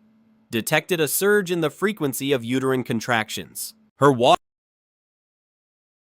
broke. It's time. Don't be afraid, I'm right here. Kobok showed an incredible level of calm. While reassuring Havudong, he quickly called the emergency line of the private hospital they had prepared for. The Maybach S680 tore through the rainy night, speeding along before coming to a steady halt in front of the best maternity hospital in the city. The sound of heavy footsteps pacing back and forth echoed through the delivery room hallway. Ko Trun Quoc couldn't stop rubbing his hands together while Truong Thuc Lan paced whispering prayers under her breath. Kobok leaned against the wall, appearing calm, but his trembling hands betrayed him. Despite having the system and a fortune worth trillions in the face of a new life being born, he was still just a normal, worried husband. System, she's gonna be okay, right? Kobach pleaded silently in his mind. Just then, the system's chime, which had been silent for so long, suddenly rang out. Detected host's intense will to protect. Activating Ultimate Protection Protocol, consuming all of the host's remaining accumulated points. The safe delivery aura is now in effect. Hearing the system's announcement, Kobach's nerves, which were stretched tight like a violin string, finally eased a little. No one knew how much time had passed. It felt like a century, yet it might have only been a few hours. A loud, powerful cry of a newborn pierced through the silence of the hallway. Immediately following that was a second cry sounding a bit more hurried. The doors to the delivery room swung open, and a midwife with a radiant face ran out to congratulate them. Congratulations, Mr. Ko. Congratulations, everyone. It's a boy and a girl, and both mom and babies are doing great. The entire family instantly erupted in joy. Trung Lan was so moved she nearly fainted. Oh, Mr. Ko, we have a grandson and a granddaughter! And twins no less, one boy and one girl. The ancestors have truly blessed us. Then Kobach rushed straight to the bedside. As she was being wheeled out, he saw her pale face drenched in sweat. Despite the exhaustion, Havu Dong managed a weak smile, making Kobach's heart clench with overwhelming love. Tears streamed down his face. Honey, you've been so strong. Thank you. I truly can't thank you enough, my dear Havu Dong. She reached up and gently touched Kobach's face. Honey, it doesn't hurt at all. We finally have our babies. The VIP hospital room was filled with the sound of joy and laughter. Two little angels, fair and perfect, lay in their cribs. The older brother was named Kothan, symbolizing a life full of hope like the morning sun. His little sister Kohai represented gentleness and beauty like the breaking dawn. Kobach held Havu Dong close, gazing at this heartwarming scene, feeling completely fulfilled. Just then, the mechanical voice in his head, that had been with him for so long, spoke once more, but this time it carried an unprecedented warmth. Host, you have achieved the goal of being a winner in life. Your final achievement, a happy family, a peak career, and a perfect family with both a son and a daughter. The system's mission is complete. This system will now transform into eternal family protection and luck, merging into the host and his bloodline, blessing the Ko family with generations of peace, health, and safety. Farewell, Kobach. May you have a long and happy life in this world. Kobach's hands paused for a moment. He felt no regret, only deep gratitude. Goodbye and thank you. Havu Dong turned her head to look at him curiously. Honey, who are you talking to? It's nothing. I'm just talking to destiny. I'm thanking fate for bringing you to me and for these two little angels. If the system gave me the foundation to change my fate, then the love of Havu Dong and my family is the true treasure that I possess.